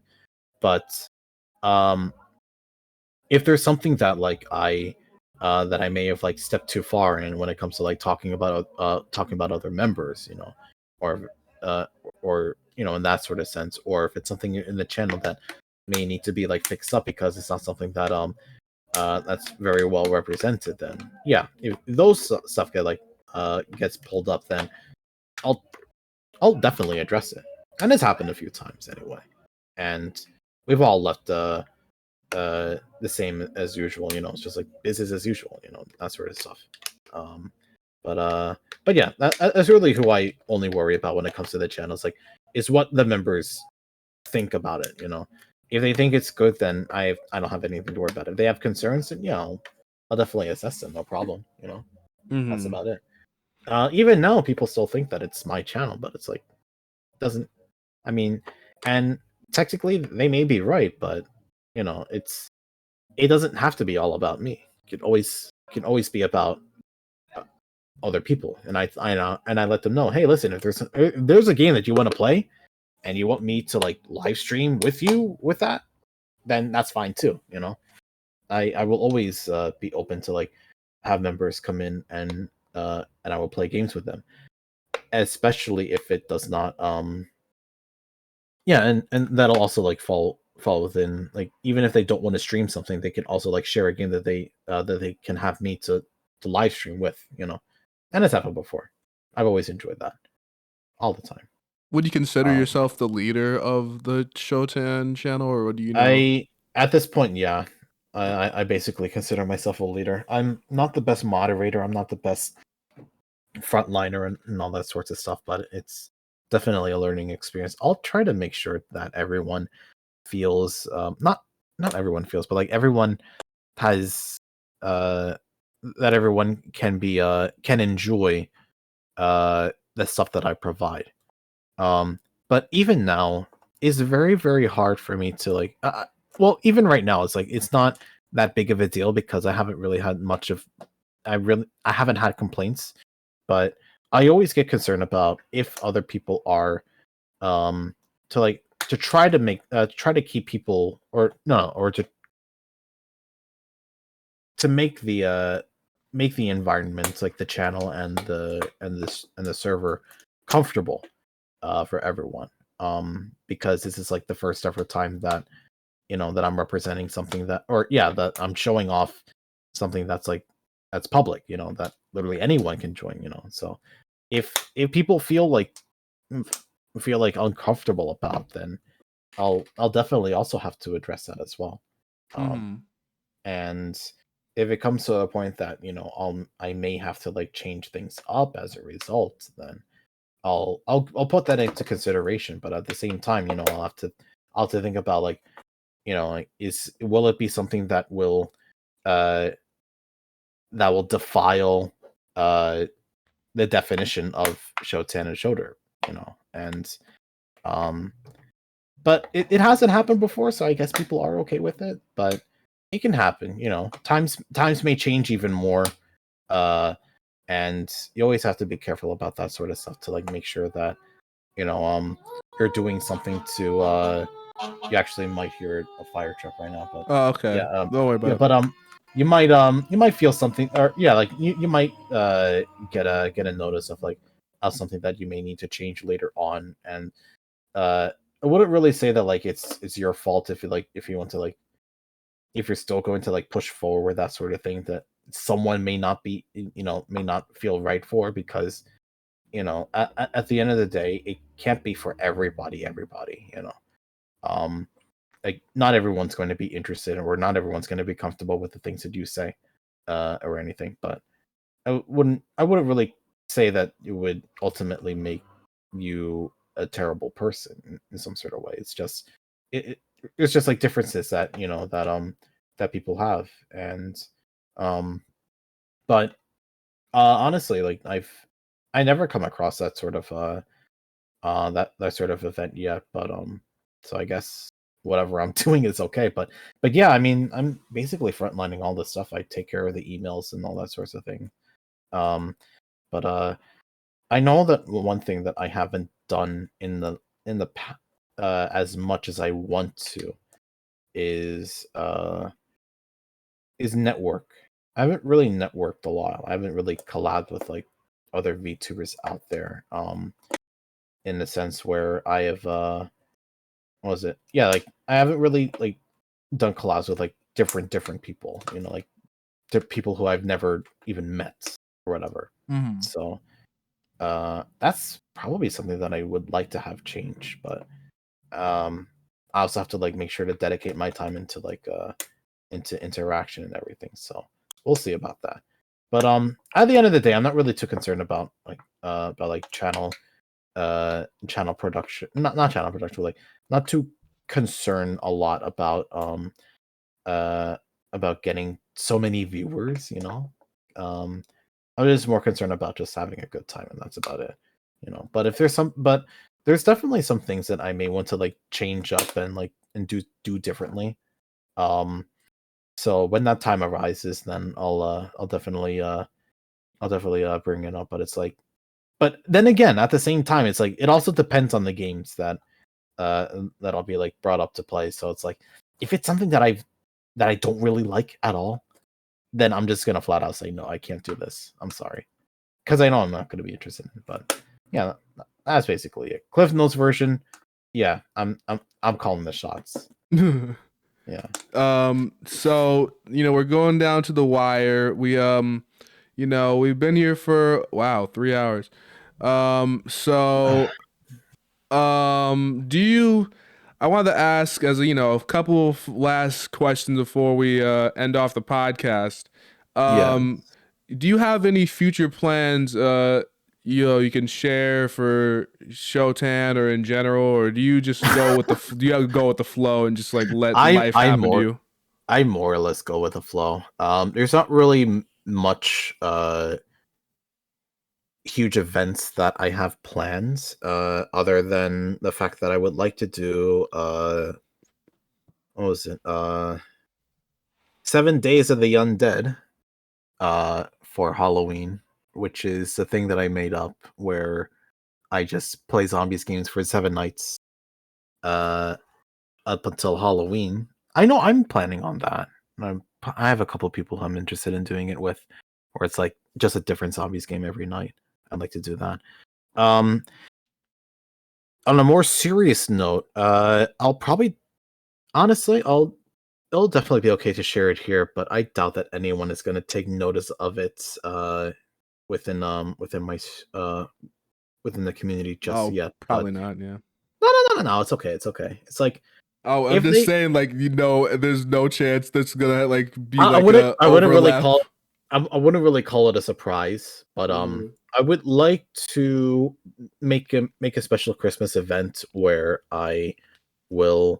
where I will get someone to make stickers of Shotan, like different Shotan stickers, and share them with and then like just share them with the viewers. So like if they're interested in like getting them in the mail, as long as you're in the US, then I'll just help ship them out, you know.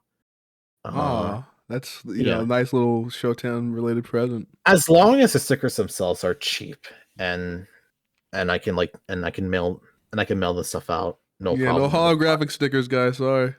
No, but like no, it's like well, then again, as long as the envelopes are okay, like I could just like do simple envelopes where it's like 2 small sheets of Shotan stickers, and yeah, that's fine. You know, nothing too serious, but it's like it's still a Christmas gift either way if they're really interested in that sort of stuff. That's the sort of thing that I wanted to like try to get out. Is like if they're really interested in merch, then like they'll just get it for free. The stickers, you know, The modern because mail system is a wonder, isn't it? I don't know, because like isn't it cheap to send out, or isn't it still cheap to like send out like paper mail anyway? Yeah, paper mail is like fucking dirt cheap because no one It, gives a shit about paper. Who sends letters? right. So it should be the same case for stickers anyway, Yeah. Oh as man, long as they're in the US if or some, or within the continent, I should say. I'm sorry, I have to interrupt, but like, what if someone writes you a letter? Isn't that like so? Wouldn't that be so fucking cool? If someone writes me a Yeah, letter, someone writes you like a wealth, like they could text you, they could fucking call you or thing on Discord, but someone writes God, you a I've fucking done wealth pen pal form. shit before, and let me tell you, it's just stupid It's because just what dumb. was it?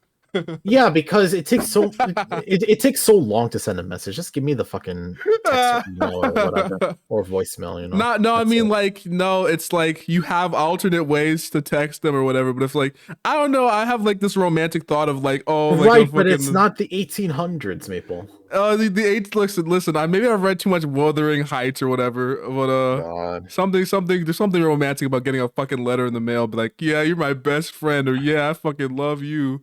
You like, and you get like a fucking calligraphy or something. I don't I would know. honestly be surprised that any of my friends even know my address. I That's the mean, thing. yeah, that'd be kind of Yeah. creepy. Not okay. Yeah, yeah. Never mind. Anywho, but no, it's okay. Anywho, but yeah, I mean, I'm sure that the stickers thing would be really simple to do. It's like I don't have to necessarily do like a what was it, a sender's address. I just need to like get the receiving person's address, and that's about it. And then if they need to be in a different name, then that's no big deal either. You know, like they could be like Bimblo Baggins for all I care. Bimblo Then I'll just like Baggins. write it in and then their address. That's it. I'll just like take care of it through like DMs. You know, I'm sure people will understand anyway. I wonder But how yeah. that'll work. I mean, Well, that sounds anyway, interesting. but yeah, like as far as I'm concerned, the only thing that the post office cares about is the address and not necessarily the person receiving it anyway, because it's not like they're going to request ID in order to get the mail, depending on which building or estate it's the mail is being sent over to. You Someone's know. gonna put their actual name, I swear. Well, people do, and if they do, then that's okay. You know, I'm prepared for that. It's like I don't see the name. You know what name? I don't care. I Yeah, genuinely just don't care. yeah. But yeah, that's about it. Wow. I'm not sure. Their what was it? Stream anniversary is coming up real soon for December, so I have to think about that. Mid-December. Yeah, mid December. I'm honestly not too sure what I want to do. I'm honestly, I think I've read through every bit of the fan fiction, so I can't really go back to that anymore. Um, but I'll think of something else though. They need to take a Maybe page from Jeremiah and do some fucking WWE fucking wrestling thing. God, I would love to. I there are some ideas. I may do Christmas fan fictions though. That would be no problem. I'm just not sure if the same people would be able to come through. That's all. Hmm. Cause but I think I can plan something out. I'm just unsure because like even now it's like times change and you know schedules come up and even now I'm seeing like a lot of people get more busy with their obligations and their responsibilities. Oh yeah. So yeah, so that's something I'll have to be aware about. But as long as I plan early, then it should be no big deal. People will come regardless. And that's all that matters. Yeah.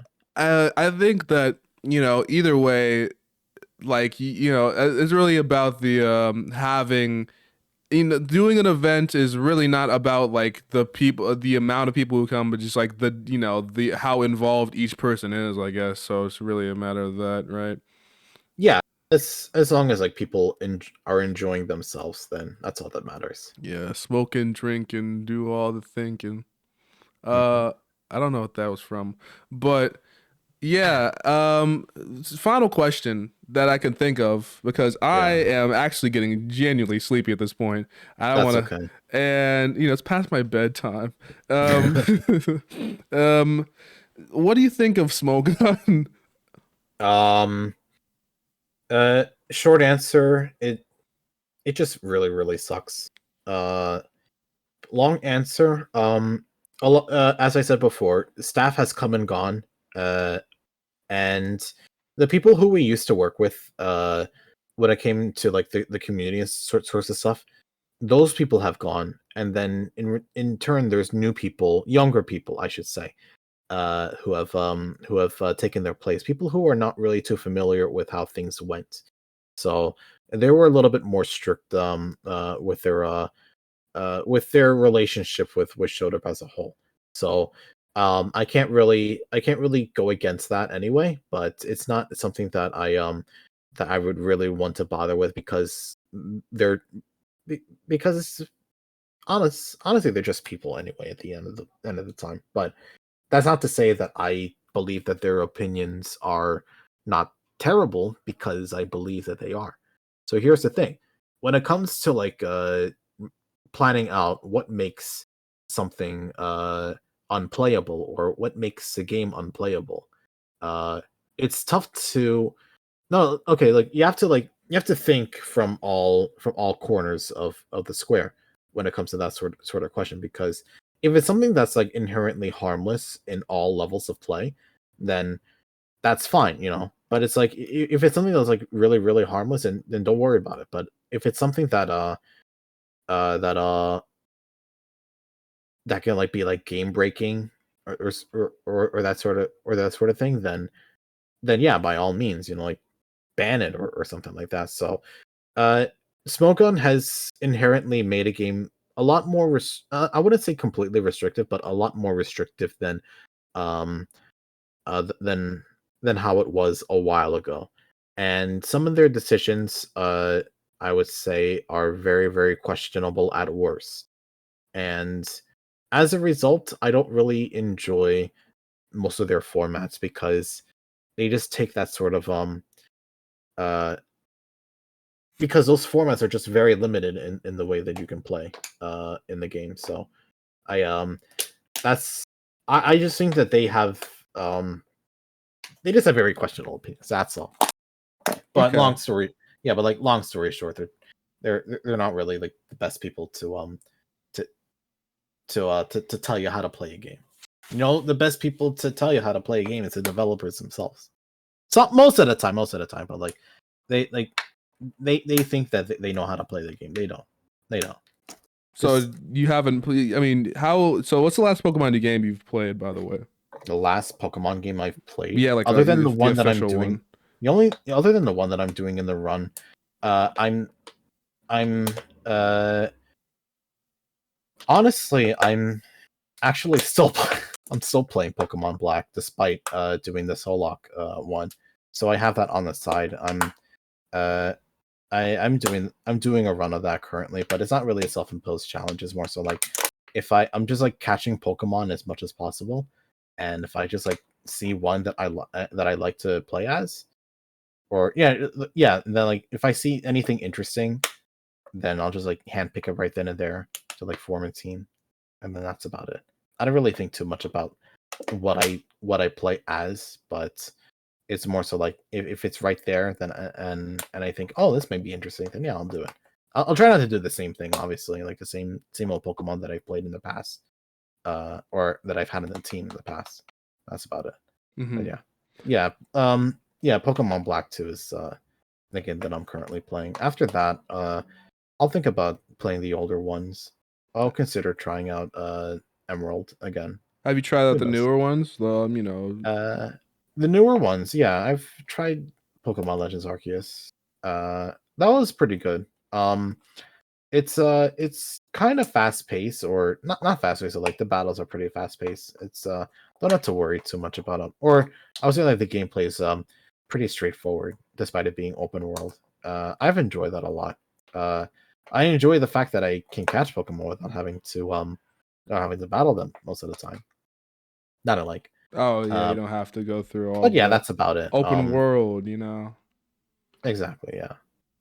Uh, But yeah, the open world I thought was pretty neat. But we'll definitely see when Scarlet and Violet comes out, because I was told they were going to be full blown open worlds. yeah, finally Well, for the first time they actually did the gyms in any order. yeah, that'll be interesting. But we'll see when we boot it up though, or Yeah. come November, I think next month. Well, yeah, you're gonna be playing that on the stream, by the I'll way. plan to play it actually. Yeah, I'll Okay. definitely plan to play it. Well, you heard it here first, Um, folks. all right, but yeah, All that's right. about it. That's or when it comes to Pokemon, Okay. been playing that, and I'll check that out as well. Not sure which version though. Also have to decide on that. So, Yeah. thanks for answering all my questions. I think that's as Okay, no yeah, I problem. feel like that's as good as I got because I think I am out of questions and I'm losing my mind. Losing, yeah, losing your mind, losing your sanity. That's Yeah. okay. Um. Yeah, definitely get some sleep, Maple. I appreciate the Yeah. questions and everything. Yeah. And So, next time you want me around, just let me know. sure. I appreciate the fact that we got here so quick. He was very quick to if you don't know, it's very quick to organize this episode. Not compared to the others, called the others are very quick to organize too, but Hmm. very easy to, we had to switch days to I think it was like Friday to Saturday. And Yeah, I mean that was fine. It was no big deal. yeah, but it was very nice to have someone was very receptive to all the switches and all the time. Yeah, Yeah. yeah, I'm cool about that. No problem. So yeah, very pleasant experience here. So, Oh, thank sure. thank you for your time, Reshi. No problem, Maple. Good luck with the With the streams in the channel. future, Yeah. the channel. Thank you for human talking with me. I Uh, enjoyed human talk. We will human talk another time. yeah. And enjoy your day. This is uh as for the stream, Hmm. I don't know what the fuck. How do I usually end these? I always go it's been a year since I've done one, since I've posted one. So, I usually end everything with a good night, and then just like and just like stop it right there. Oh Stop the yeah, stream. I guess you're right. Yeah. Well, good night and good luck. Have a good Yeah. day and have a good Yeah, have fuck. a good one, Have a everybody. good fuck, Have a good fuck. everyone. All right, For sure. goodbye.